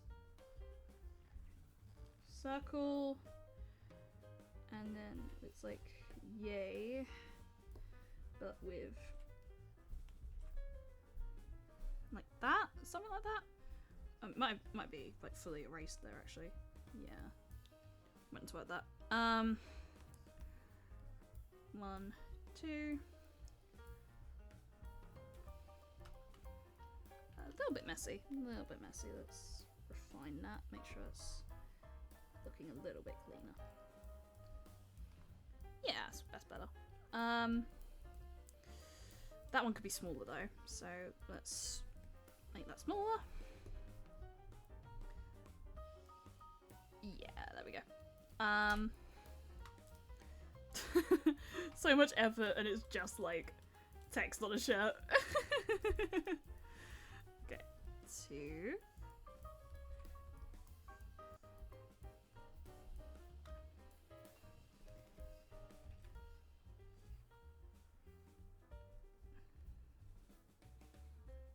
That one goes fully in. Yeah, okay. That'll do. We can like mask that if need be, or you know, put it onto the shirt. I will make it its own little folder as well, so we know like that is the text layer for the shirt. Nice. Okay. I will do as well my lovely.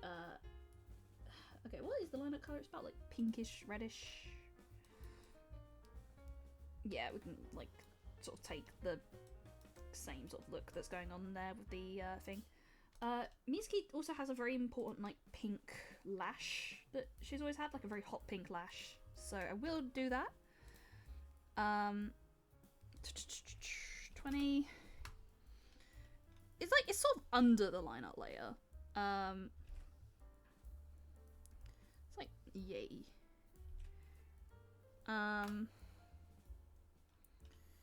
Well, that will hide under the okay, actually, let's redo that one. Effectively like a mascara or something. It could be thinner actually. Yeah. That could go over, but if as long as we hide it, yeah. Like hide it with the eyeline layer. There we go.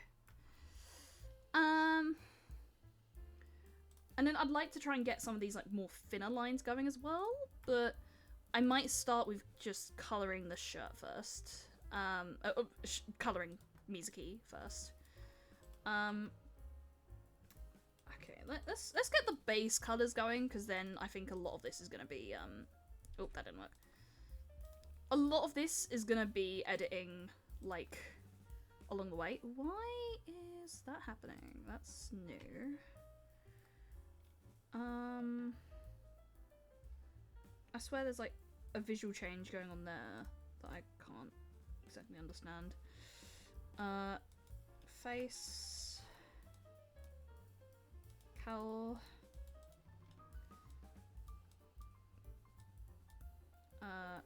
We will need to colour the eyes specifically, because I did that on the lineup layer, so that will right. Then oh, so she has her lips open actually. We can just do like a lip colour. Right. Then eye whites. This can be like under the actual like you know, sclera.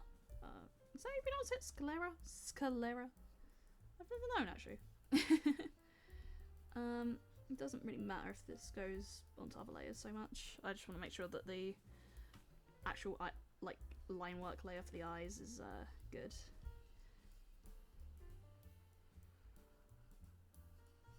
Well, everything's gonna be over it anyway. Mizuki's pink eyes. She's got that sounds like she's got an infection. Right. Yeah, there we go. Just make sure anything that needs to be coloured in is as such. Same on this side. There we go. Fuck, man. Every time I look at this, I'm just like, Mizuki. Girl. Girly. Get out of there. Mizuki. Mizuka, but don't like leave. Just get out of this painful situation. You deserve better. You deserve to not hurt. Mizuka. Mizuki. How long have we been going? 2 hours 16. Yeah, about usual standard time, isn't it? Right. Yeah, so as you can sort of see, the text for the Kamiko layer is gonna be under, all things considered. So, okay, where is it? It's up there. So that will fall under. Yes. Nice. Oh, this will actually work out quite nicely, just having that, like, as a layer. Like, within the layers for the hair. You know, like, colour layers, yeah. Okay. A lot of this will have to be, like, edit along the way for the hair. Because there are, like, I've actually done this way more detailed than I usually do. So, there's gonna be some, like, missing parts with the hair. Like this and that and stuff. There's parts where it's fine, like this, for example, that's fine. I mean, is it? I guess. I mean, add some layers. That's quite nice. Actually, no. Okay. Yeah, that's fine. Yeah. Okay, while I'm here, I'd like to do some of these like thin strands. So either like same color or something different, but not sure. Just like about here-ish.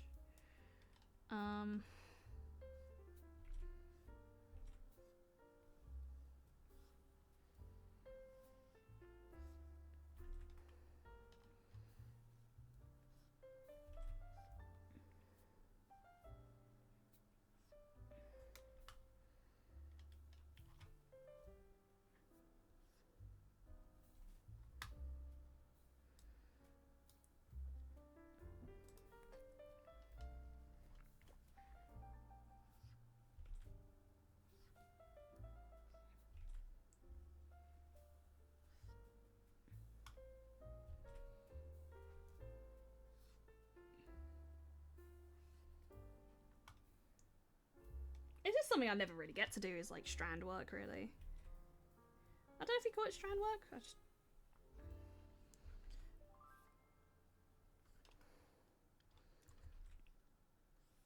don't want it to fall too much on the actual like layers, you know?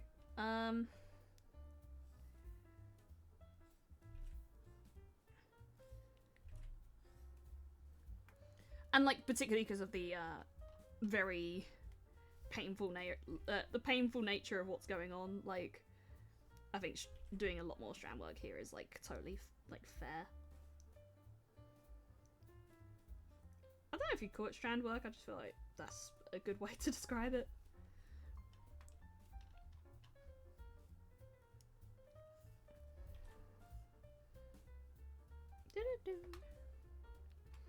Yeah, that looks good. Ugh. It looks good, but then it hurts. I do it and it's like, wow, that's awesome, and then I look at the full thing, it's like, ugh, Mizuki! Mizuki, if only I could take your pain away, Mizuki! Mizuki, no! Mizuki! Mizuki, you deserved so much better! I mean, not in the sense of the story was great, but like, you deserve better as a character. You don't deserve to hurt, Mizuki! Okay. Thingy is blue. Boop, boop, boop, boop. Slightly different blue, but we can work with this. Arms as well, actually. Make sure you've got the legs coloured. Oh wait, oh that's why. Because there is like an ever so slight like shading thing going on there. Okay, nice. Okay,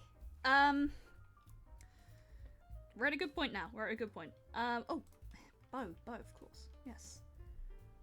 Mizuki bow. Mizuki bow.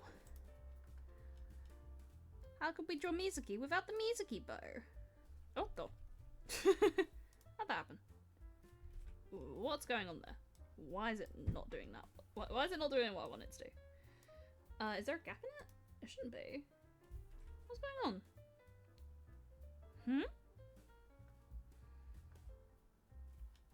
There's no gaps. I don't... What's going on there? Weird. I guess I'll just colour that in my, like, manually, really. It's definitely got, like, line work going on. I don't understand why it's not registering that. Weird. Huh. This should work. Keep it within the lines, of course, but that should... In theory, this should... No, okay, there's something wrong with the... My fill tool is not working. Okay, first editing layer. Sure. And then just fix where it goes wrong, because it will. Okay, this one can just sort of be coloured in. Don't know why, because that was working fine for everything else, and then it just suddenly stopped on this.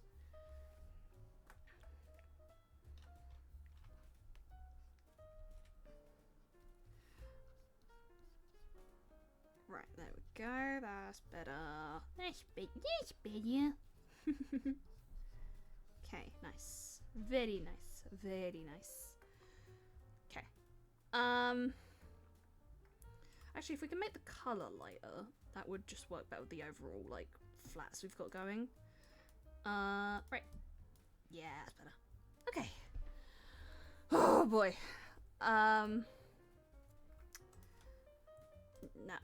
Now we render, I guess. I mean, okay, firstly, can we do something? Try and make the whole thing, like...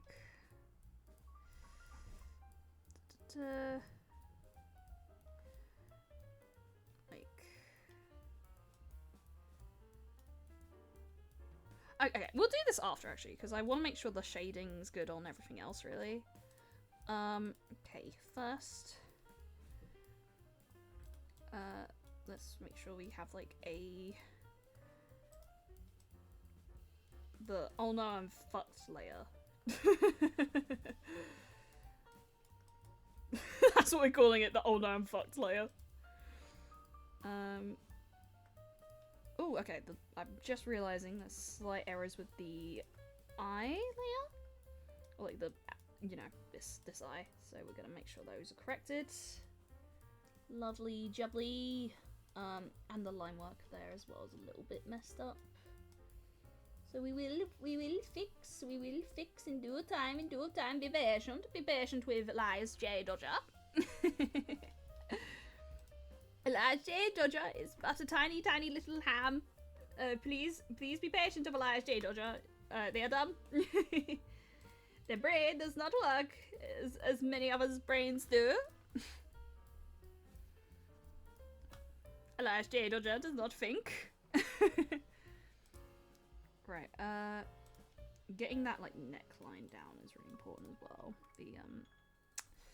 Okay, I'm gonna start with doing it as just, like, this. Please refer to other layers. I don't understand what you were doing wrong. Why? This literally wasn't an issue, like, 3 seconds ago. Tolerance? No, definitely not that. Why are you having issues now? You were fine. What is going on? Apply to connected pixels? There we go, okay. I don't know what was going on there. Yeah, we can blend that, I guess. We can have like a layer like this going. That looks quite nice. Same thing on the arms.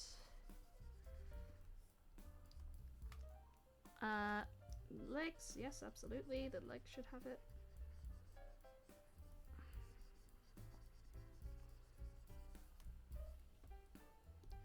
Sorry if I'm a little bit quiet now. I'm very, very focused. I'm focused. I'm locked in. I'm locked in during Mizuki's trauma. Right. Okay, let's also emphasize this like darker point in it. So like that, I guess. Connect. Nice. Very nice. Okay, there is a slight gap there that I want to fix. Like so. Nice. I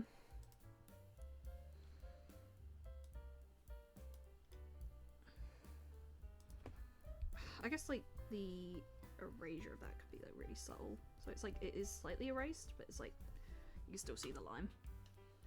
Yeah, that looks nice. That looks very cool. Well done, Elias. Oh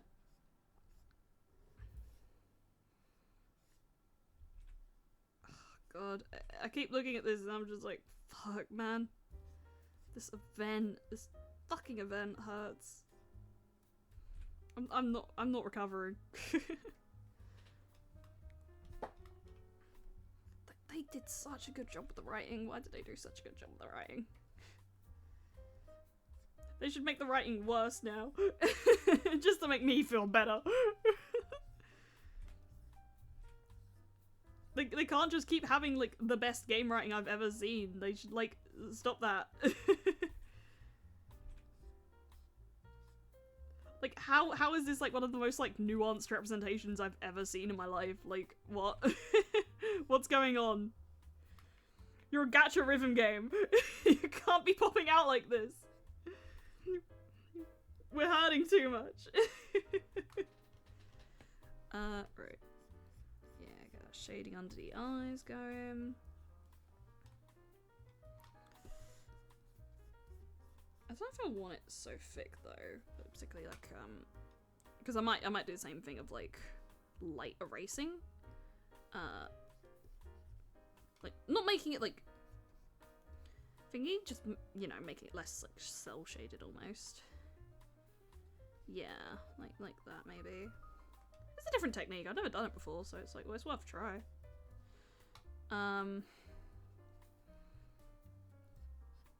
Ever like.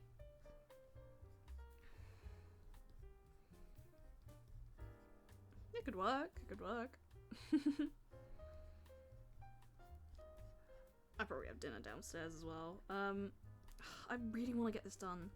I think like I like being able to finish a drawing on stream, and I don't really like taking breaks during stream, all things considered.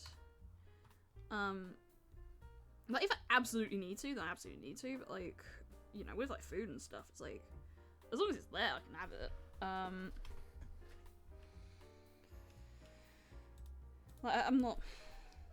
I just know like taking breaks during streams is you know kind of weird, so I try not to where possible. I'm pretty good. Like you know I think my thing is just like having to reschedule streams, but otherwise like I'm pretty good in terms of like not Okay, yeah I don't think we need super like a lot going on with the hands area. The hands aren't perfect all things considered. I know that, but. They're fine. We'll live. We'll live. We will live, Elias J. Dodger Nation. We will live. As we always do. Okay, I'm gonna...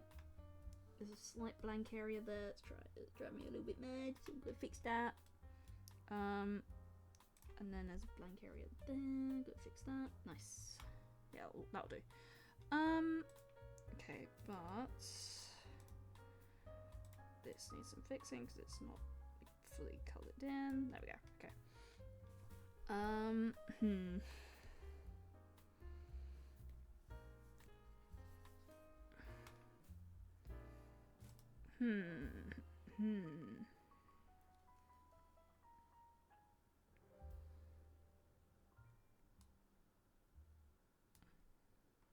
Just to get some texture going, maybe. See if that does anything interesting.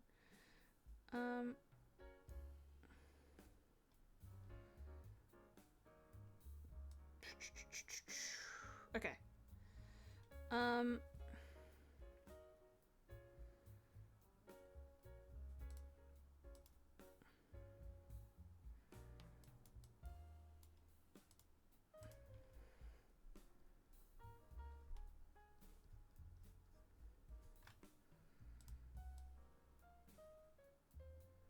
Man, when this like teaser dropped, I was like gobsmacked. I was like, oh my fucking god, what's going on? It broke me, man. I was like, because I think a lot of the work in this layer is kind of done by the overall like red that's going on. If I like do it, so just yeah, that.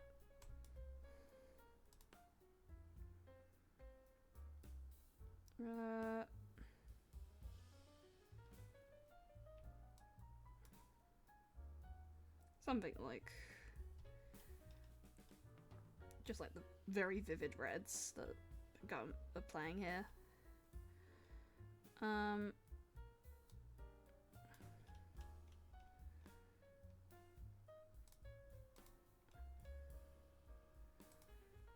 guess we could try and start like incorporating that, because then if we can, especially if we can like add the parts that like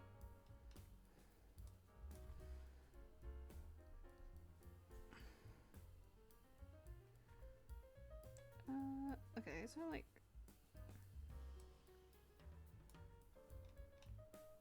it's a bit more yellow actually.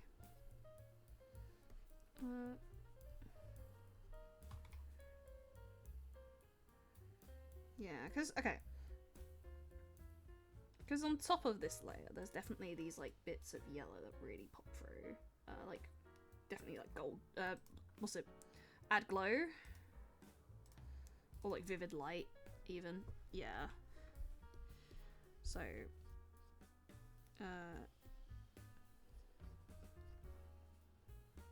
Maybe not on the face really, but definitely on the neck.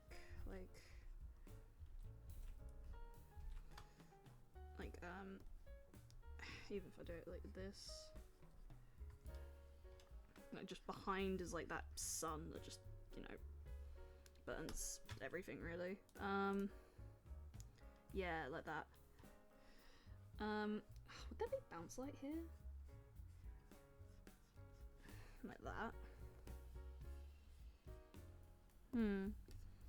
Curious. I guess we could, like, I'm not very good with the bounce light thing. I'd love to learn it. But generally speaking, I have no idea what bounce light means.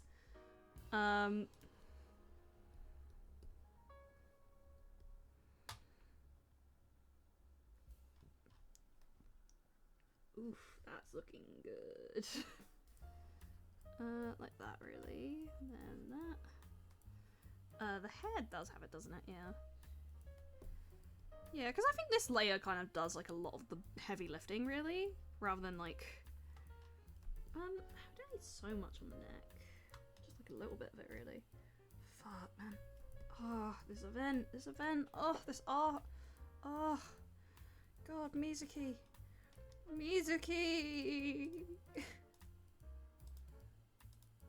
Then it's like, it's just like a pretty simple, actually, on the thingy one, it's,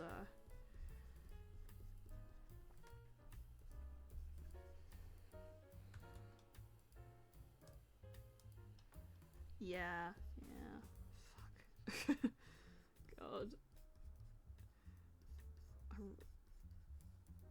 I really want to emphasize, like, the horror here. So fucked up.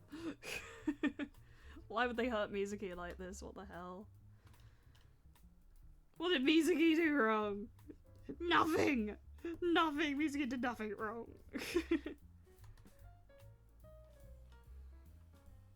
Right, and make sure it's like...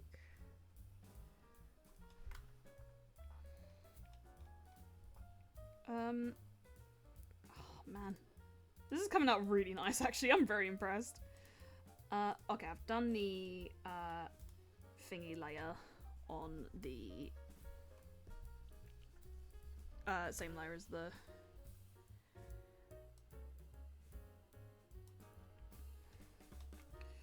Okay, I've got an idea of how we can execute, like, depth here. I think, oh, not that, more sort of going back over the, like, overall edges with this. Because I think that's sort of what they're doing here. I think if anything, they've blurred the line art so that, like, it gives that, like, really, fuzzy effect on the eyes. Which we could try.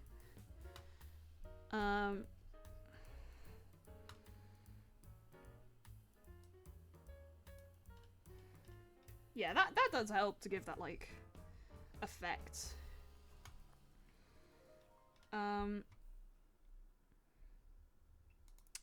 Do we give it a screen layer? Like, because Mizuki's eyes have this, like, light part to them. Yeah, I guess that does help give the, like, effects, actually. Like, so. Like so.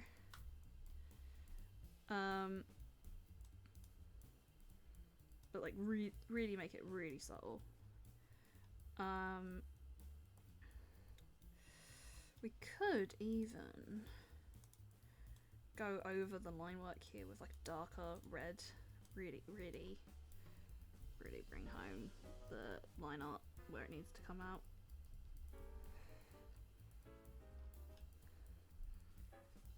Give it even more depth.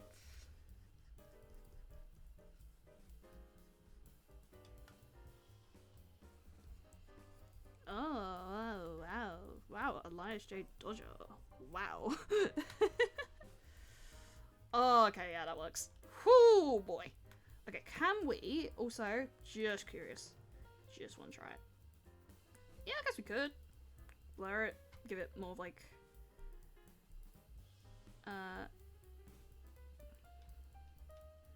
yeah, that works. Oh, those piercing, man. I think even darker sometimes, like on the skin, like up top here, just much darker layer.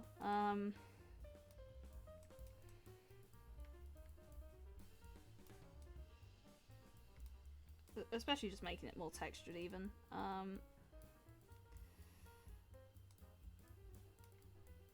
Yeah.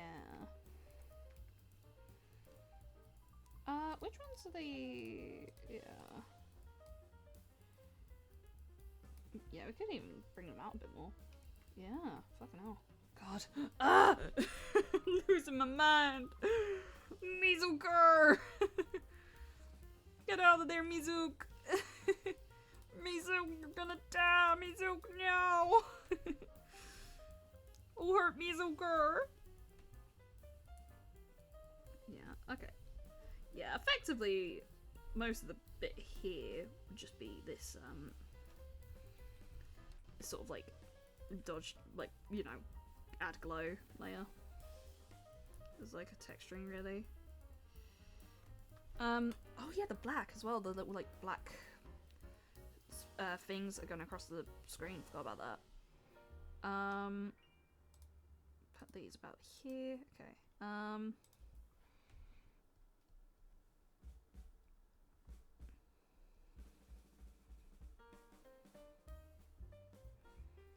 like, could we even do, like, a texturing brush or something? Like, yeah, gauze or something. No, not gauze, not gauze. Friction.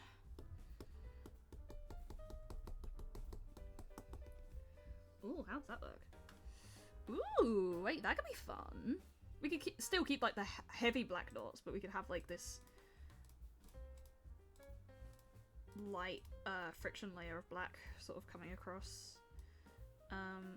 Keep that more, like, dark. Sort of texture the sky with that and stuff, maybe. Maybe. Like, very subtle. And then have more of the, like... Okay, what other layers could work? Sand? If we, like, make it really thin. No.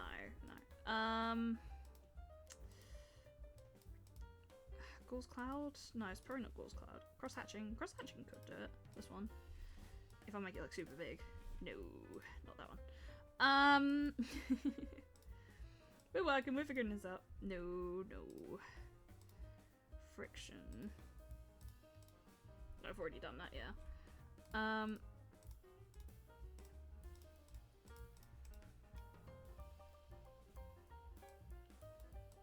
Make it super subtle. Super subtle. It's like ever so subtle, like a texturing going on.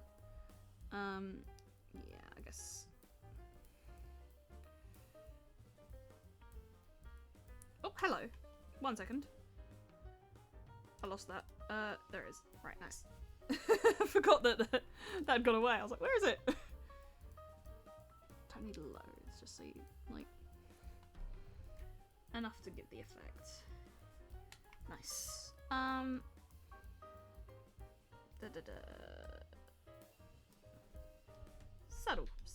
Subtle.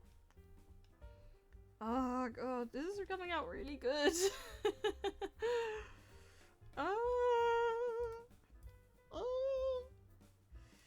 Okay, right, with this, we're gonna add a red underlayer also. Something like this. For the underside of the dress. Like skirt. Yeah, something like that looks nice. Yes. Very cool. Very cool.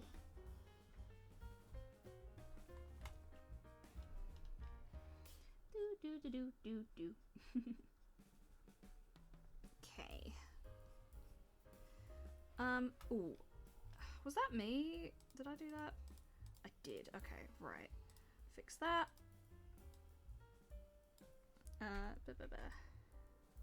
Like so. Okay, nice. Very nice.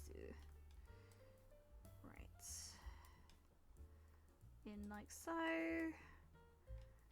Okay, then there. Play. I swear this layer keeps fucking me up. There's like some really scuffed line art there, like there specifically. You can see it. You can see like just there's that dark bit.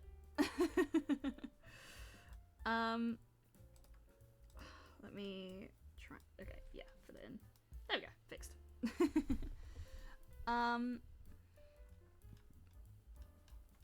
Also glow layer.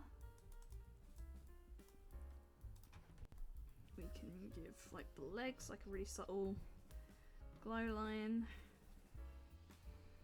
Could the dress have it underneath? No, I think that would be, if it was anywhere it'd be on the outside, like here.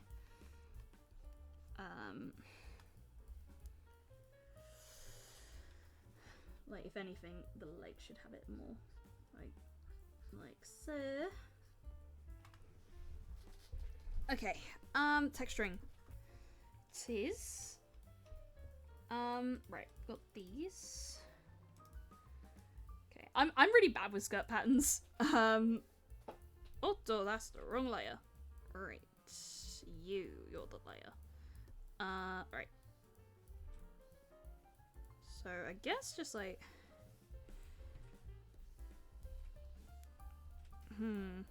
is there like any clothes texture patterns I could use? Artificial clothing. No. There's probably like a what's it called? Pattern thing I could use. Color pattern. Clothes pattern. There we go. Just something to make my life a little bit easier because I've been doing this for the past few hours or so, and okay, that one should work. Won't be the exact same colors, but we can make it look better, or make it look as close as, you know. Okay. Otto, wrong layer. Otto, you saw my PNG tuber. No, I'm Nikki. Oh, that's close. Oh, it's really close actually. Yeah. Okay. Can we adjust for just size maybe? Make it bigger. Then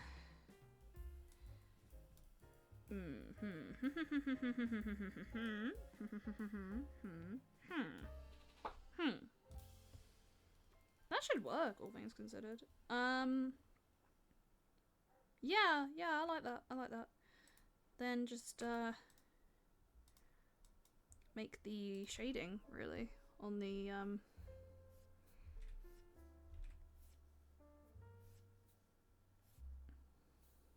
I love this playlist, man. Like, okay, again, okay. Also, another thing. Why do I always start off my sentences with again? If it's like a new subject I've not talked about before. I don't know why, it's just a thing I do. I'm really confused. Okay, I think we could potentially work with that. Just to give some like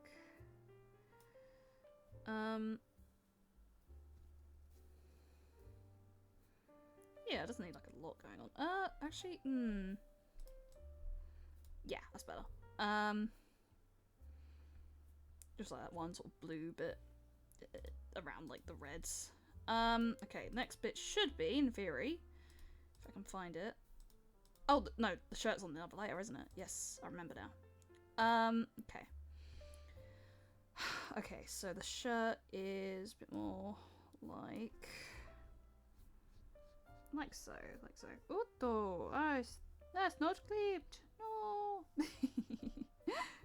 Okay. Do. Okay, right. So we got that. We got that.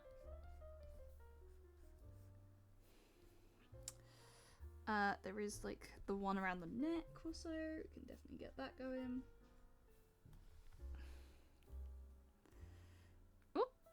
Oh yeah, I forgot to save actually. Thank you for reminding me, Clip Studio. I realized I've been drawing for so long I actually just haven't saved this since the original sketch. Damn. Remember people, save your work.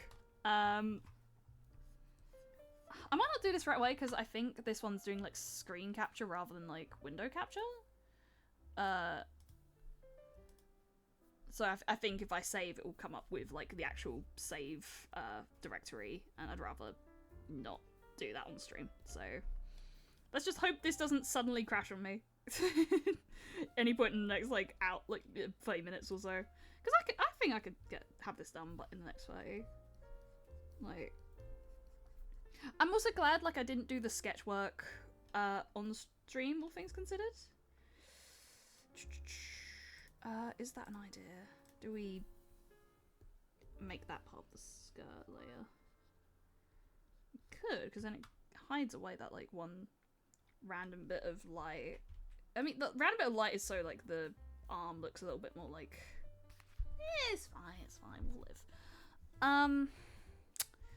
Text doesn't really need any adjustment, it's okay. I may add a small layer of sort of a line here, just to emphasize the like. It could be more like a 5 brush. Doesn't have to be like super big or anything. That's just doing the rim of the shirt, so it's got some more depth going on. Same around the arms, I guess. It could be bigger. Yeah, something like that.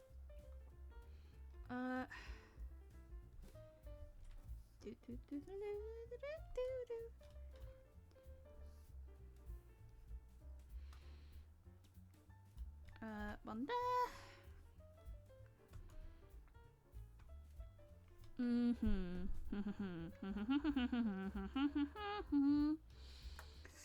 There is a slight bit of that glow layer that's going under the arm in a way that I don't really like, so I'm going to make sure I erase that. Nice. So, really nice. Is it going here? Yeah, okay. Just make that ever so subtle.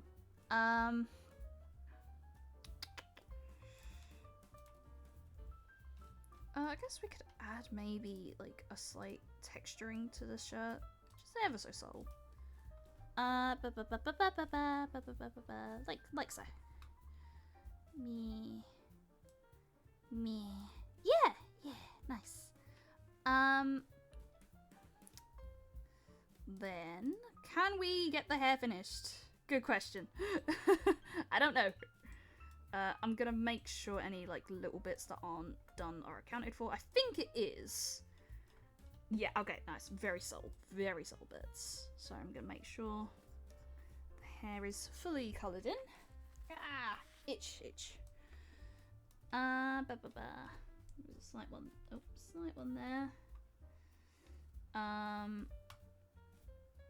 There's slight little messes there, but I don't know if that's this layer or if that's the skin. I think it might be the skin. If I just do like a layer underneath, and I can just use that as like a corrections layer, really. Also, yeah, like so. It's called lazy man's layer, where it's like, oh, I could just go back to the original layers and colour them in, but nah, I'm a lazy man.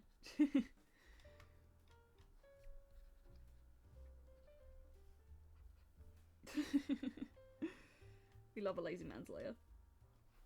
That's just officially its name now. It's the lazy man's layer.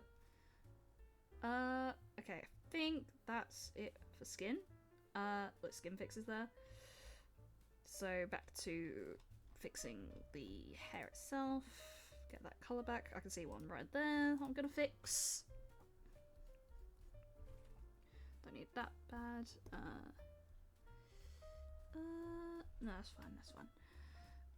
Right. Yeah, it's basically all these like points. I always get this, like the points of the hair always mess up a bit, so you do need to sort of fill them in. Okay, lazy man's layer. This one.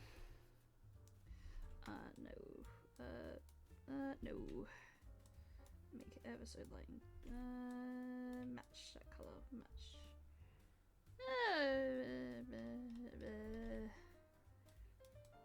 No, why is it going that dark? I don't want it that dark. It's going like pink if it goes to other areas. It's weird. I want it yellow, but I want it like this yellow. I don't want it. Is it orange? Is that orange gold? It's weird. No. Ah, there we go. That's better. Nice fix. Nice, very nice. Same things here. Then back to, I need to set that as the secondary colour really, so I'm not having to constantly do this. Do I do it? No. Okay. That. Then that. Lazy man layer. Okay. This one. The back there-ish.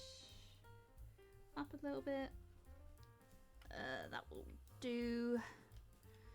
Okay, back to Mizu5 layer. This one. Okay.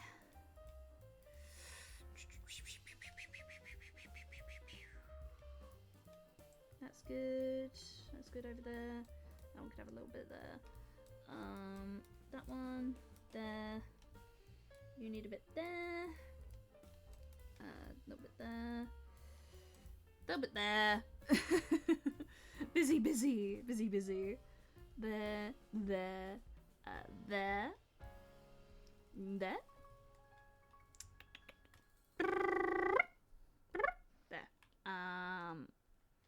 That should be the ponytail done. Yeah, I'm not seeing anything else there in the ponytail that needs it. Top of the hair should be fine. I think I've already fixed those. Oh, there's a slight one there. Get that. Just double check, make sure. Oh, interesting. Fixing that. Give me 1 second. Yeah, there we go. Nice. The line work layer was just above the hair in a way that I didn't really want it. So, fixing that. Make sure that's coloured in where it needs to be. Lovely jubbly. Lovely jubbles. Jubbly doobly doo. Oh, there's some there that needs to be fixed. The lifelong process of filling in the blanks. Oh, so many blanks. So many little blank spaces that need to be filled. Why is drawing like this? Like, oh, it's so relaxing, and then it's like, oh, there's so many blank parts that you gotta fill in. Hello, Count Gaming, how are you? How are you doing? I'm drawing Mizuki. I have brain rot. I'm not okay. Mizuki5 fucked me up. We're getting close to like a finished point now. All things considered. So it's coming along really nice. Yeah, how you doing? How you doing? Right. Okay, I think I'm gonna do this with watercolors. Yes. Okie dokie. Here we go. Way. Yeah, just do the same color as the hair itself, I guess. I mean, all things considered, I felt the hair's gonna be the part that takes me the longest. This is the part where it's like, oh yeah, I think I'm nearly close. I only the hair left. Also, I think the only other bit is what else needs to be done? I don't think there's much else. What is that? What is that? The mouth probably needs to be done. I actually don't think I've done the mouth. Oh, bow. Yes. Yeah, basically hair and the mouth, hair, mouth, and bow. But we are nearing a finished product, which is wonderful. Oh, wrong layer. Okay, we don't need a lot there actually. Just very subtle, very subtle.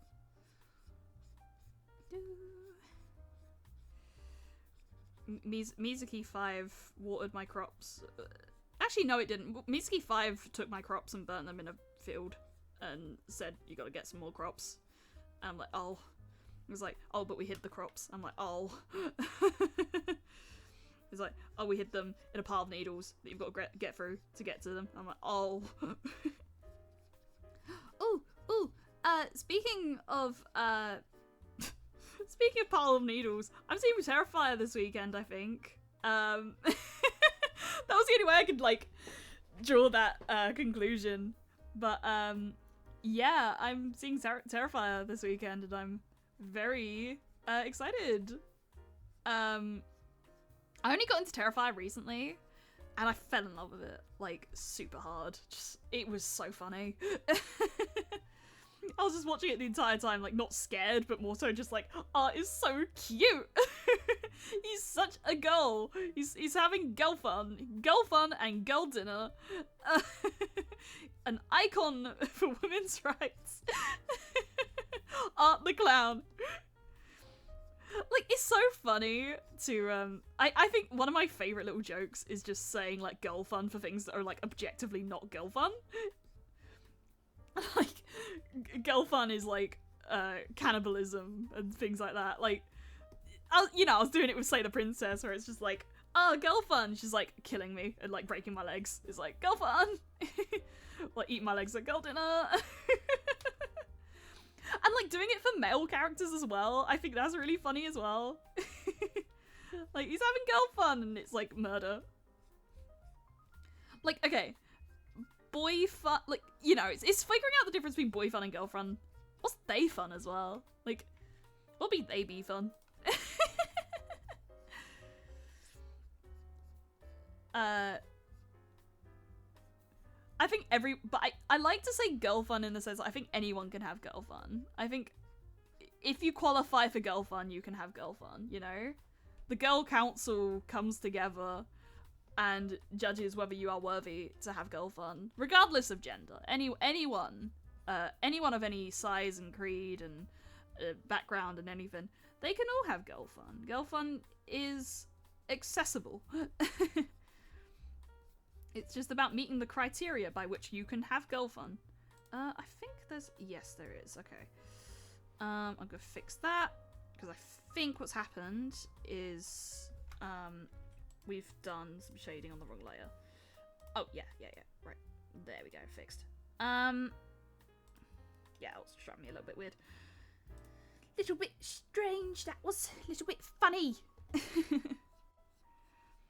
Like, okay, what other characters are having girl fun? in media. Not Mizuki! Mizuki is having the least girl fun right now. She's having girl pain. Mizuki realized girls get periods. So. Mizuki's like, wait, girls have to go through that? Wait, what color was it? Was it this? Yeah, okay, sure, that works. Okay, characters that are having girl fun. Matthew's having girl fun in this event. Matthew Asahina is having a lot of girl fun. She's eating squid. Ergo, girl fun. This is the girl court, by the way. I am the voice. I am the... Oh! I was trying to do a toggle and I think I actually just erased something. Give me... okay. Yeah, okay. I am the girl council right now. Like, all of them. I speak for every girl when I declare who can have girl fun. John Kramer is having girl fun. John Kramer had like 11 films full of girl fun. He absolutely qualifies for girl fun. He doesn't have girl dinner though. He has girl fun, but he doesn't have girl dinner. Because he doesn't eat anyone. So Hannibal Lecter, on the other hand, is having girl dinner. I think Hannibal Lecter has both girl fun and girl dinner. Mostly girl dinner. Okay, who else? Patrick Bateman is not having girl fun. No, wait. Okay, he's having girl fun, but I don't think he... I don't think he views himself as having girl fun, because he doesn't like women. Ergo, the girl council kind of disowns Patrick Bateman. But then you could argue that Art the Clown hates women as well, but I think Art the Clown doesn't care who it is. Like, Art Clown would, Art the Clown doesn't discriminate when he kills people. He just finds, he just picks someone, he's like, you're funny, I'm gonna kill you. And that is girl fun. Like, Art the Clown is having fun the entire time, and therefore he is having girl fun. Hisoka, we do not claim Hisoka. Hisoka, according to the Girl Council, we do not claim him. Oh, okay, yeah, right, interesting. That is an interesting find. My, toggle... Oh, maybe I'm pressing the wrong button, actually. There's a toggle that actually erases things on clip. That's really interesting. Who else is having girl fun, according to the Girl Council, which is me? Okay. Okay. Okay. Girl fun. Who's having girl fun?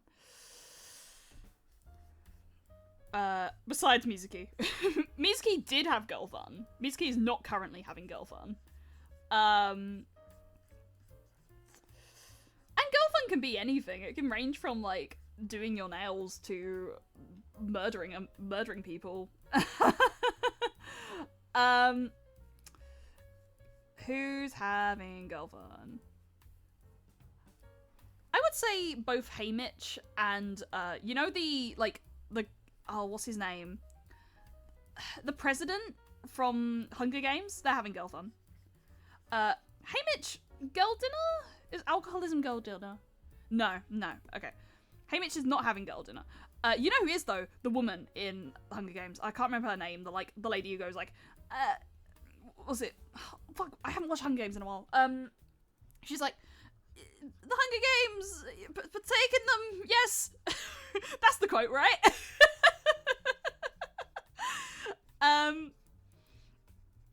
Yeah, she's having girl dinner, absolutely. Girl fun and girl dinner, absolutely. Other franchises, okay, come on, let me think. One Piece characters, okay, let me think.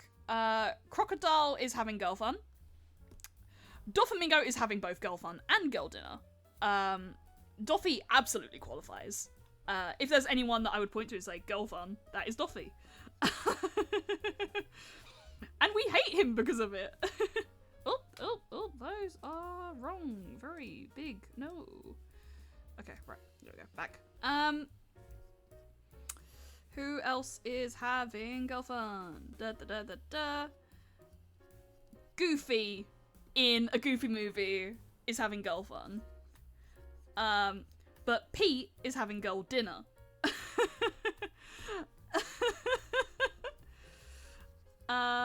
Okay, other films. Like, basically, you could kind of say, like, any serial killer in, like, a slasher film is probably having girl fun and or girl dinner. Like, I would personally say Art is having the most girl fun, girl dinner. Freddy is also very much having girl fun, girl dinner. I think the other ones are, like, it's a bit too hard to tell their emotions to see if they are having girl fun.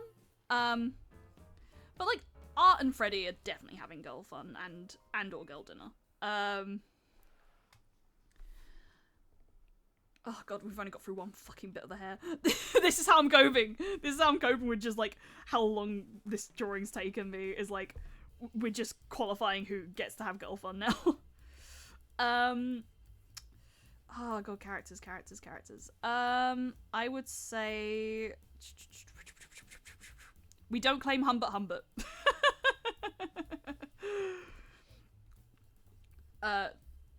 In the laws of girl fun, that does not count as girl fun, and he should be executed for his crimes.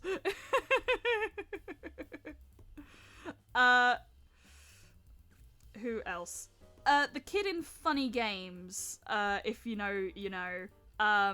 He is having girl fun. I would qualify him as such. Very silly girl fun. Oh, okay, Hereditary. I believe the, I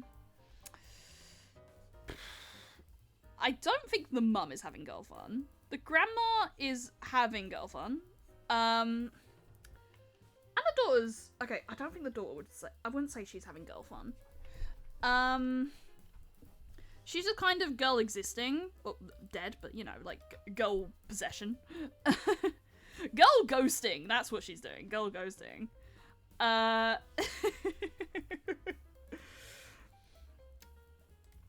Okay. Midsommar, absolutely girl fun. Main girl in that is having the best girl fun.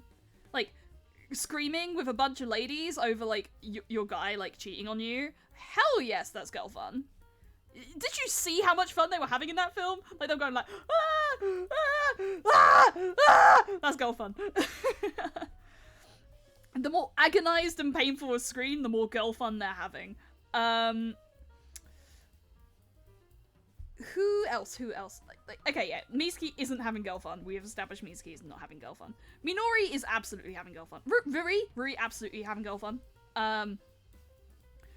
Rui is causing Tsukasa, like, intense psychological pain. Of course that's girl fun.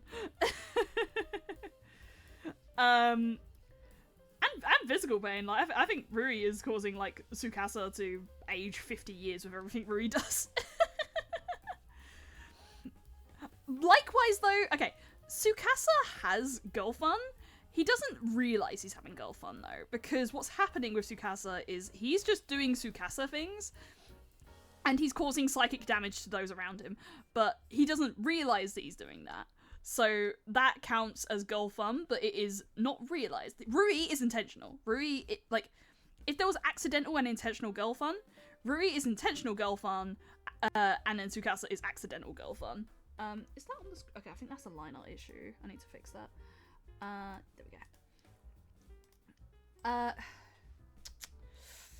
Oh, okay, Street Fighter characters. Let's think. Akuma is having girl fun. Anything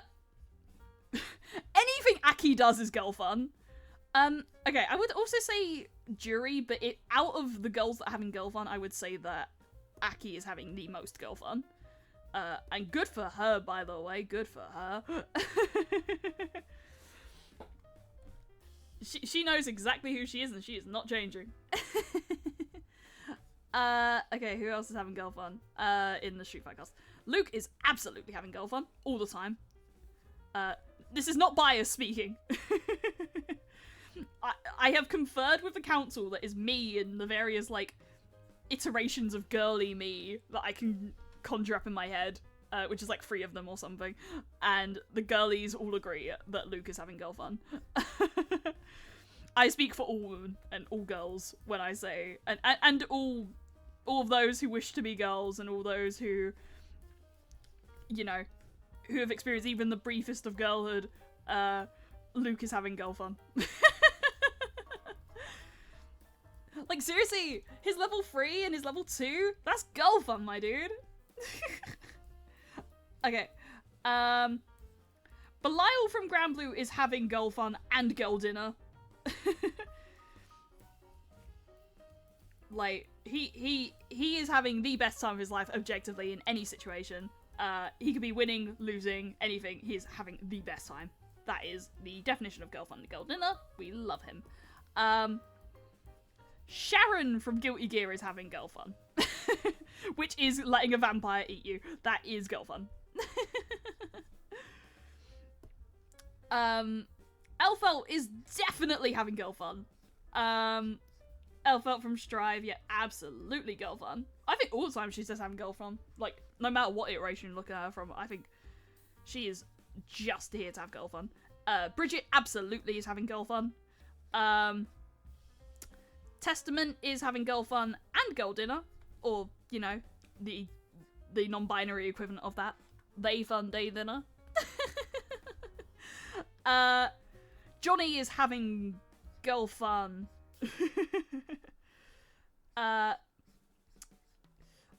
Bedman is not having girl fun. I think the Bedman is, but I think Delilah is not having girl fun. I think Delilah is rather confused and afraid of the whole concept. Who else? Soul Bad Guy. Is Soul Bad Guy having girl fun? No. I would say Soul Bad Guy is having a bad day, and he does not have girl fun. Jacko is having girl fun all the time. If Jacko isn't having girl fun, then what's Jacko doing?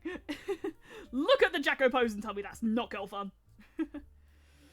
Eno is having girl fun. Actually, she's having both. She's having girl fun and girl suffering. Axel is having girl fun. Absolutely. Have you looked at the man?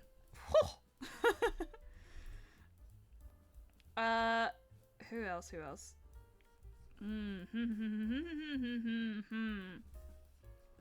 My brain hurts. I wonder why. Heihachi Mishima is having girl fun. The council have approved this. Headbutts a meteorite and remembers that he is always having girl fun. That is girl fun. Jin Kazama is not having girl fun. Kazuya is having girl dinner. Yes, he is having girl dinner.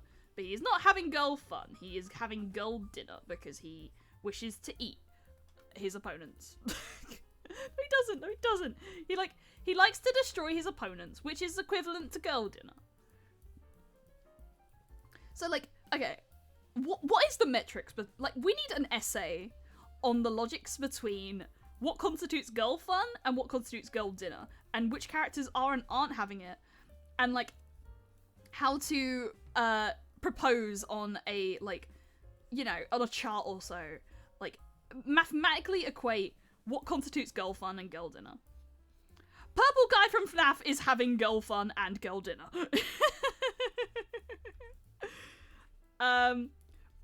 Likewise, most of the robots in FNAF are also having girl dinner.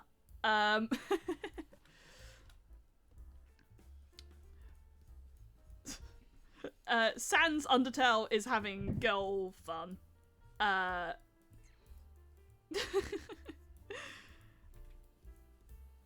Luigi is having girl dinner. I wouldn't say Luigi is having girl fun. In theory, if Luigi enjoyed what he was doing, he would have girl fun, but he does not enjoy what he's doing, therefore he is not having girl fun. Leon Kennedy is having girl fun. Particularly if you're looking at Resident Evil 4, which is kind of like the only game I really know of the Resident Evil franchise. Leon Kennedy is always having girl fun. Are you kidding me? Look at that spin kick. That is a man having girl fun. He is in his happy place. Nagito Kamida is having girl fun. Do I bring it out to real people? Do I say Kendrick Lamar's having girl fun?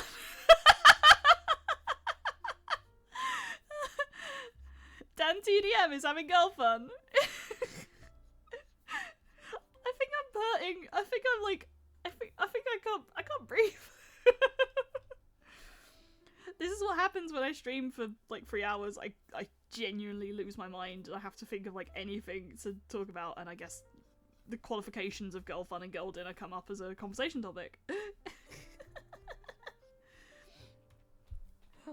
Like first it was fucking like, oh, why I hate Naruto, and now it's who in Naruto is having girl fun?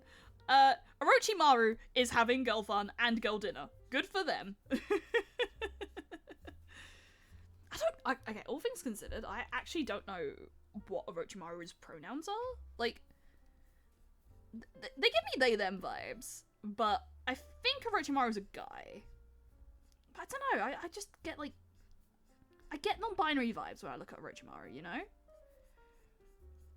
Either way, I don't care for Orochimaru, I think, you know, I don't really care for him as a villain in any way, but like, man. Oh god, it doesn't end. It's just, I know that I can finish this on stream today, and like, I'd like to get to that point, but I'm also thinking, is it just a better idea just to finish this off stream so I can like, you know, stop talking about girl fun and girl dinner and just get it done with? I want to finish it on stream, man. I want to be a petulant child and moan about this. I wish to be annoying. This is my girl fun. Complaining that I know I can definitely finish this on stream, but then just complaining that I have to. Look, we're so close. We're so close. It's just more rendering. I don't want to like shut up either, you know. Like when I'm streaming, like I try not to get too quiet. I think you know, all things considered, I'm not the biggest fan when like I watch streamers who have like those moments of quiet. You know, like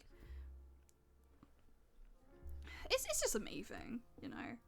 Like if I absolutely had to in like a stream, I don't know, like sure, but I like trying to give some sort of like commentary, quip, joke, story, like even if it becomes, you know, the mathematical equations by which girl fun and girl dinner are constituted, and which fictional characters can have girl fun and girl dinner. Like, at least I'm doing something. Like, I want my streams to be a place where something's happening, you know? You can always guarantee that, like, something's gonna go on. And, like, even on, like, a chill... okay, all things considered, though, I don't think I've ever really had a chill stream. Like, we've always kind of been doing something that, like... you know... I've never had a stream where I've just not been, like, laughing about, joking about, shit like that. Which is nice, all things considered. But, like... the concept of chill streaming, I think, eludes me because I guess, like, I just go into, like, a streamer mode. And I'm just like, I'm gonna make jokes, I'm gonna have fun, whatnot.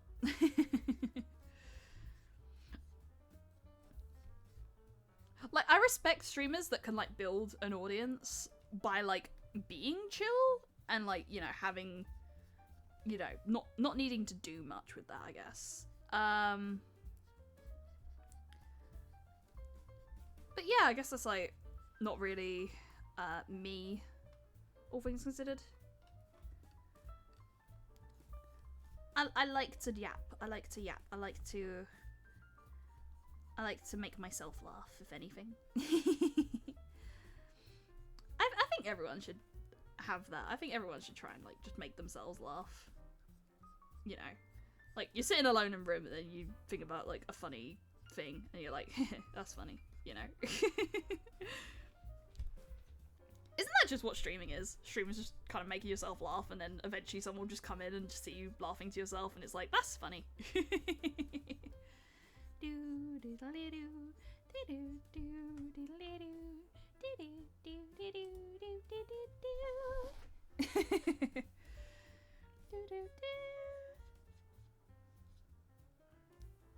Right, okay. I'm just checking my stream on Twitch. Give me 1 second.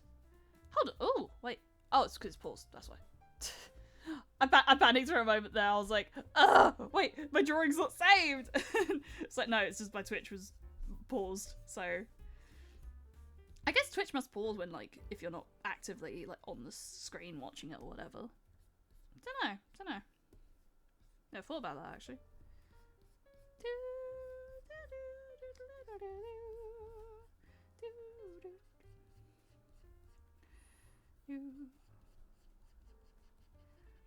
I also wonder, actually, like, I've been looking a lot at the analytics lately, and I you know, I think there's a few people that say like, don't look at the analytics, like, but I think it's interesting. It's interesting to sort of see what's doing well and what isn't doing well and stuff, and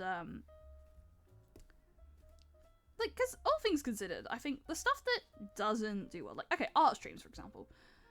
Art streams aren't very popular, which is really surprising to me, actually. I quite like an art stream, but at least on Twitch, I don't know about YouTube, but at least on Twitch, if you don't have an established audience, art streams, like, are very hard to build an audience with. I'm guessing because it is, like, such a proliferated, like, category that, like, the viewers are watching the ones that are established, and then the ones that aren't, like, you know, it's like, like, I think, and what's interesting is the writing category is really successful. Like, when my writing streams have been some of my most viewed streams. I think it's because the writing community on Twitch is, like, very tight-knit. So it is, like, a really nice niche where, like, they're very supportive when you do join them, because it's like, oh, hell yeah, new writer, and, like, you know, you get, like, that community there. But, like, art, on the other hand, is, like, a really hard category to actually, like, build as, like, you know. And this is the thing, like, I'm not stopping myself from doing art streams. And, like, this is something as well, like, I've noticed, is, when I do stream, I'm aware that there are these times where, like, oh, boo, spambot, boo! Yeah, like, I'm aware there's these times where there's, like, lulls and stuff. Like, people gotta go away, people, you know, do other things. That's fine. There's, you know, no obligation to stick around if you can't. But, like, I always try to make it so, like, I'm still talking in those periods, because, like, you know, I think my logic is, what if someone does come in? Like, you know, what if they're watching the VOD, and then it's like, oh, like, Elias is still talking about some interesting stuff, and I want to hear what Elias has to say, you know? Like, I think, as a streamer, that's the sort I want to be, where it's, like, even in the lulls, I want to make it, like, interesting, because you never know in future if, like, someone sees it and they're like, oh, that could be a really good clip, or, even for me, like, even if I'm, like, going back through a VOD or something, and it's like, oh, that was a really good moment, like, that could make, like, you know, a compilation or something. I want to be that sort of streamer, because I saw someone I follow on Twitter was talking about Michi from VShojo, and just saying, like, you know, it was their first time tuning into a Michi stream, and they were just like, I love their vibe, like, and I do too. Like, I'm a really big fan of her. Her and Matara, I really respect both of them. there's a lot of the girls in V Shoujo that I really, really respect. But like, oh, pardon me, I had like a little burp also.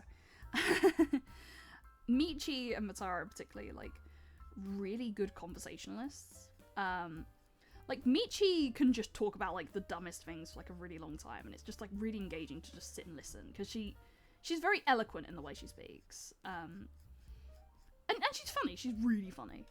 And then Matara as well is a very, very good conversationalist, and like,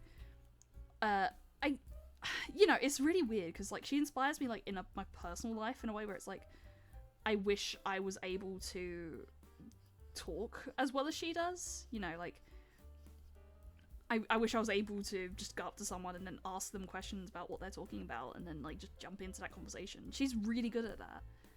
Like she asks those like leading questions where it's like, oh, how are you doing? And it's like, someone will talk about something. It's like, oh, tell me more. Like, or like, oh, can you explain this? Like, and it's that weird thing for me where I look at something, I'm like, that's cool, and I get the logic by how it works, but then like when I'm actually in a conversation, I can't do it. And so afterwards, I think like, oh yeah, I should have actually asked them to explain that to me, or like, oh, that would have been like a good question to say or something. And it's like, I just don't do it in the moment. Like, retrospect is, there's like a quote for something like that where it's like, retrospect is, what was the word? Bitch, I don't know. Hindsight is 40/40 or something like that. Like, they say like, what you do in the moment is one thing, but then like, like, whenever you look back on your past conversations, like, you always wish, like, something went better. I get that, like, all the time, but, like, I still look up to, like, Matara, for example, in just, like, how she can, at least how it appears, like, she's just very good at talking to people. Like, I guess it's just, she's extroverted, and she just loves getting to know people. I just really respect that. And so it's something where it's like, if I could model that behavior myself, I'd love to be able to. Like, I'd love to just get better at talking to people generally. I'm better than I have been, I think, because when I was like really young, not really young, like 16, whatever. Like, I really struggled talking to people. I got like a lot of social anxiety during that period. And like these days, I don't have the social anxiety per se, but I do struggle to navigate conversations. I do struggle where it's like, I don't get what they're talking about, or like, I should have asked them to clarify on something, and or like I should have asked them how their day was, like simple things. And to get a little bit deep, even, I get it less, but there's times where, like, because I have like a friend group, I have friends. I'm not like alone in any way, but so when I'm at work, for example, okay, so like there's some people at work that have like a big like friend group of sorts, like they'll chat together and things, and it's like I'm friendly with all my coworkers. I don't have any issues with any of them. But then it's like I see the people that have clearly like made like a friendship group at work and stuff, and I'm just like, how do you do that? Like, I'm friendly with you, but like, how do you make friends? I feel like the only way I can make friends is if someone introduces me to someone. And that's been the interesting thing about starting this whole like VTubing thing, is like I'm good at being friendly to people, but getting to the point of being friends is like, it's tough, like maybe I just need to hop in DMs more. Yeah, maybe I need to hop in DMs more and actually just like bite the bullet and say hello to people. And yeah, I've only really done it like very rarely. And in short, the last time I tried to do that, it kind of, it went really bad. The person I was on friendly terms with turned out to be like rather nasty, and it admittedly kind of like scared me out of, future collab stuff, really. Like, I'd still like to, but I think, you know, I think there's a part of me that would still be kind of on guard, you know? Kind of like, you know, is this, you know, what if because I think what happened with that whole thing was I made a mistake. And, yeah, I made a mistake. But then this person was just like for lack of a better term, like, you know, just nasty to me. Like, genuinely really nasty to me. And it's kind of like water under the bridge now. Like, I've briefly mentioned it in passing on Twitter, but it's like, you know, when that happened, I was like only just starting out with this whole thing, and it really shocked me, and it definitely made me like worried, where it's like I want to network with people, but then like, what if you know, like it did make me almost reflect a little bit in a way of like, I'm prone to making mistakes. I know I make mistakes. Like, I'm always trying to fix like my mistakes and stuff. Like, and you know, as a new VTuber, I'm learning a lot about this whole thing. But like, I don't want, you know, and I know as a person as well, I'm almost like a bit too trusting sometimes, and I'm like very quick to, you know, I have to sort of learn to say no to stuff. And I think that's my worry, is like, what if I like, you know, what if I do that again? What if I like sort of have my boundaries be crossed over by someone who doesn't respect me? And no, not respect, but like, I don't want to say like respect someone come off in a way that's like, oh, you know, I'm like, respect me, I am a king, or anything like that. Just like, you know, respect me as a person or something, you know? Which isn't a big ask. It's just like, okay, fucking finally. Yeah, like, that's my worry, is like, I don't want myself to trust people, and get hurt, again, in a way, and then, like, start thinking less like it's about the other person, but then more like, is it a me thing? Like, in the equation of making friends, am I just bad at that?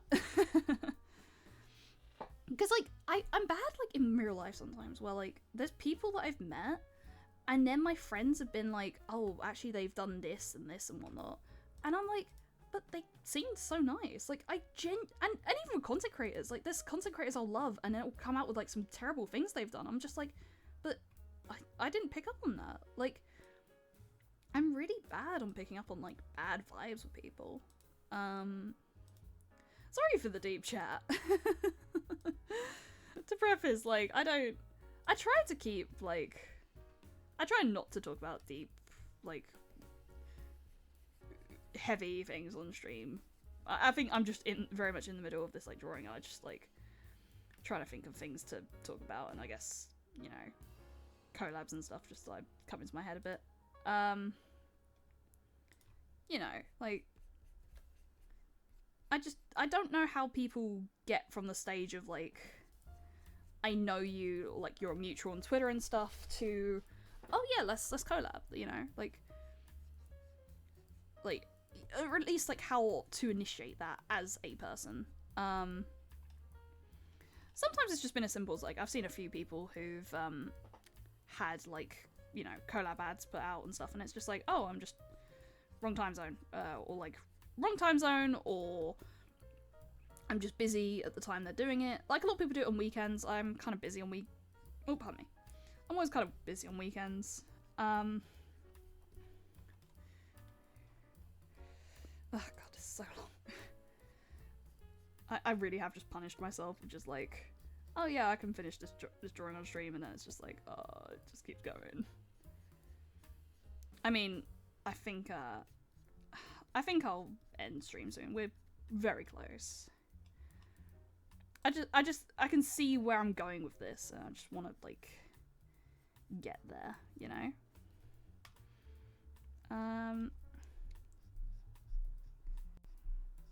Yeah, but yeah, I just see a lot of people who are like very, I don't know, maybe they're just good judges of character or something. And they just like, they're quicker to get collabs and things like that, and I'm just like, how do you do that? how do you get to that point? I've always been like pretty, like, you know, I wouldn't say I'm an introvert. I probably am though. I probably am.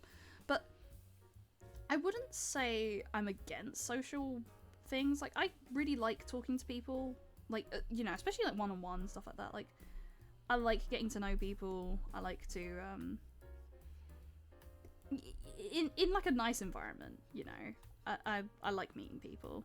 As long as I'm feeling all comfortable, whatnot. That's great. I think that's fun. But when it comes to, I don't know. Yeah, I think I've always struggled with that. Like, how do people go from friendly to friends to, like, professionally working together, or, like, things like that, really. Like, how do they do that? What are your secrets, you strange extroverts? Like, what do you do? I'm chill about that. I'm chill. Like, all things considered, like, I just want to have fun and do some things with streaming that, like, I've not really been able to do not streaming, you know? And I think, like, after experiences, like, I'm not in a rush to collab, but if I do collab, though, I think I would like to do a stream with like, maybe like people I know, like IRL, like friends and stuff, because I think in that environment, like for one thing, it's the best time you could probably see me in a collab and be like, oh yeah, okay, she can talk to people.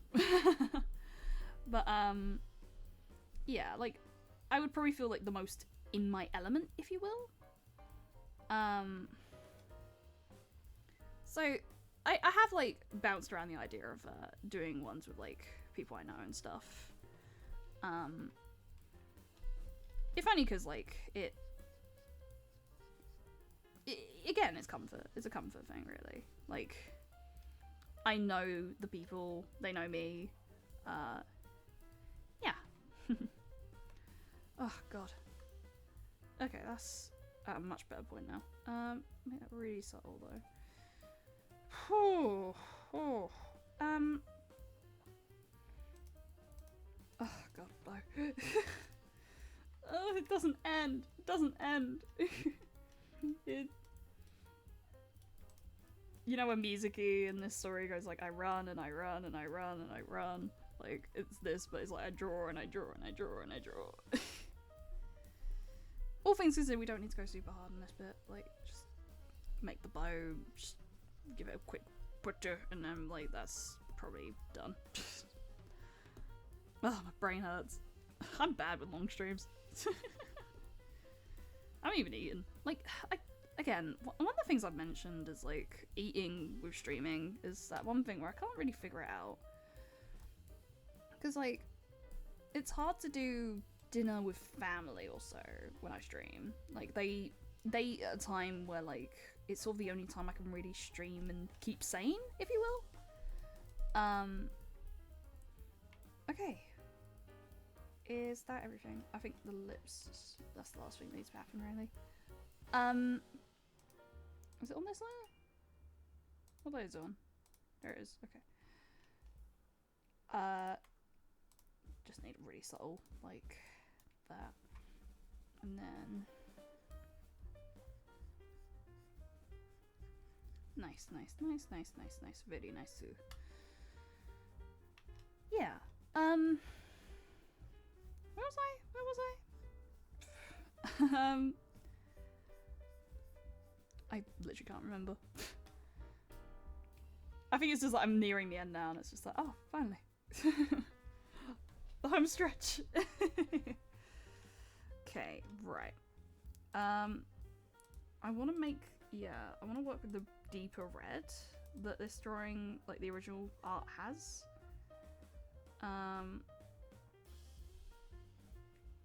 Just sort of give like the inner body like a shade like this. Like so, like so. Without it being too like, yeah, something like that maybe. But it does make the line art a little bit like pop out. If I can maybe make the line art darker? Like, yay? Yeah, okay, that works. Okay, we also want to work with the strands, I think. Make them appear where they need to appear. If, like, you know, I think some of the ones in the face and stuff, like, we don't need them. But the ones, like, around are fine, really. That one probably doesn't make sense. Yeah, a few around the face is a good idea. 10. Oop.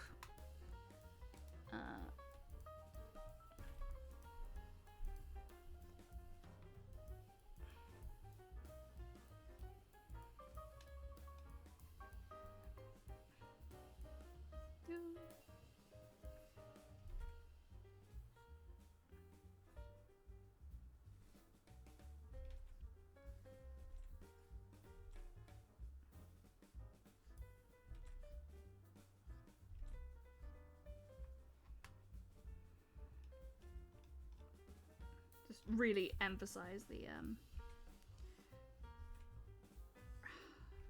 really just emphasize like what's going on, you know. Yeah, some of the side ones could be okay. Don't need loads, just need a few that like bring out the erase this one probably. Bring that one down. Oh yeah, the little thingy bob.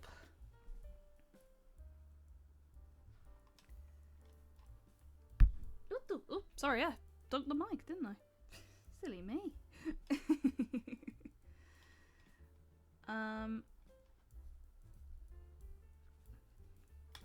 Feel like a little bit there, maybe a tiny bit on the mouth.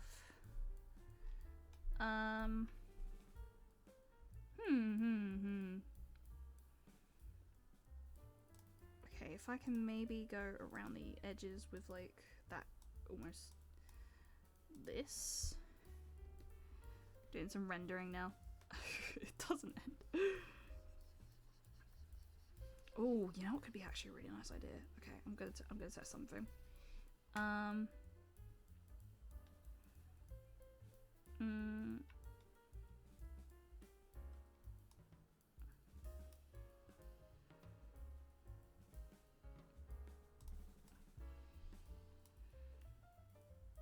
Right. I'm just playing around. I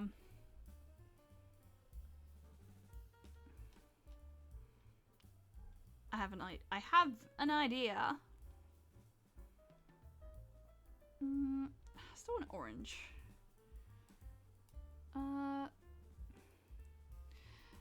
Yeah, is it red or is it orange really? Because I feel like it's more orange. I'm gonna test that.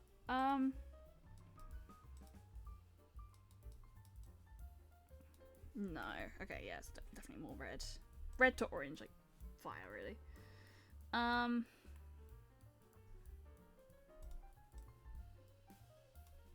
Yeah, okay.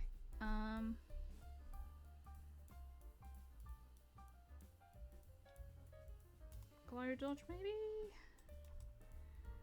No, that comes more pink. That goes more red.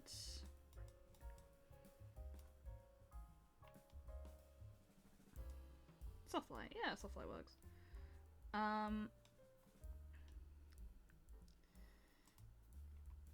I guess even just like an extra, like, add glow layer, just to really hammer home, like, the it could be even really subtle actually. It could be more like this, you know,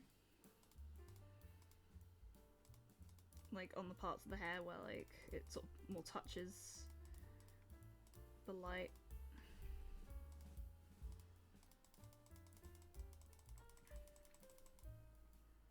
Oh yeah, that could be nice.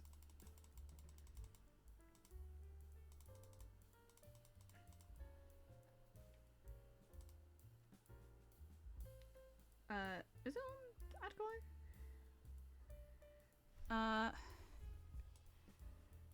Yeah, it doesn't need to be super heavy, just like that. Then, okay.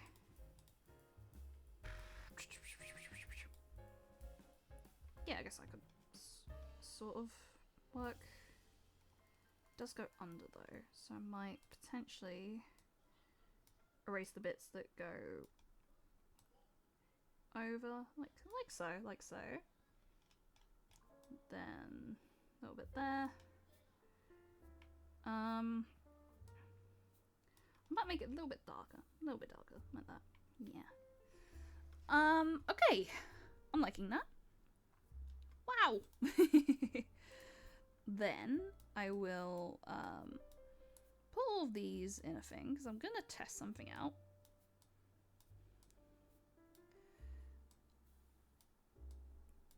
Doing some minor edits, minor final edits. Also make sure any layer that doesn't need to be seen isn't seen. Okay, I want that really, really subtle. That's a really subtle layer. Okay, I have an idea for the Mizu5 layer. I'm gonna duplicate it so we don't lose the original. Then merge select layer. Then filter blur, radial blur.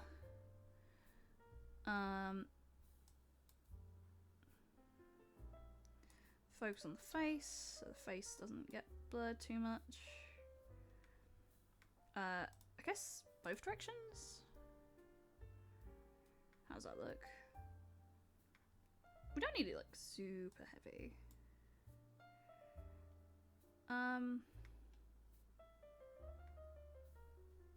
Yeah, that could work. Maybe. I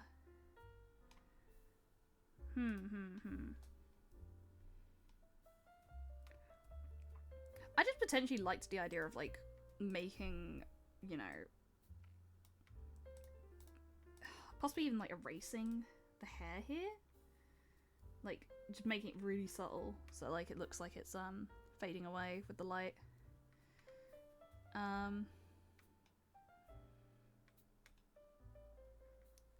Not like super erased, just like really subtle erasure.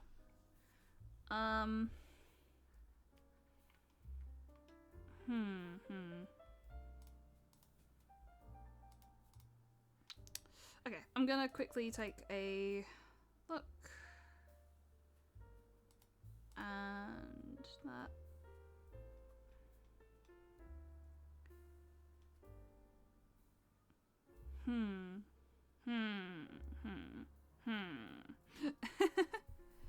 Okay.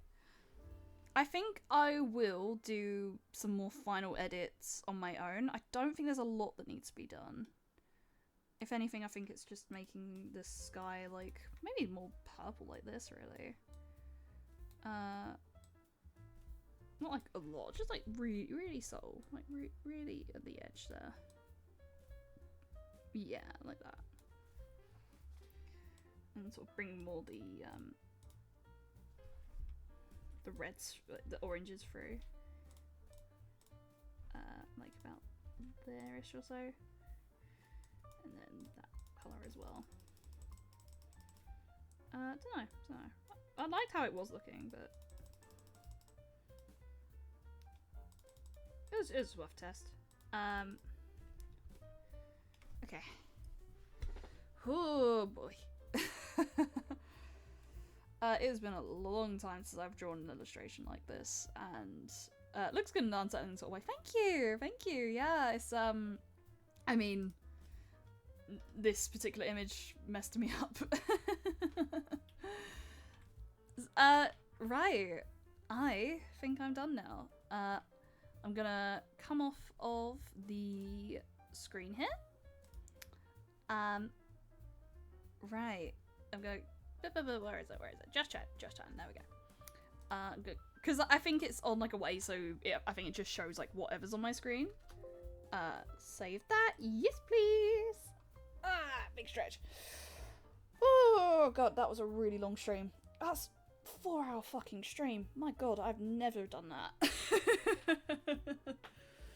I thought that was going to be much quicker than it ended up being, but that really went on. I'm proud though. I think that drone came out really nice. I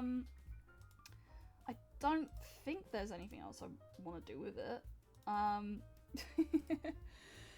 Yeah, okay, right. Is there anyone to...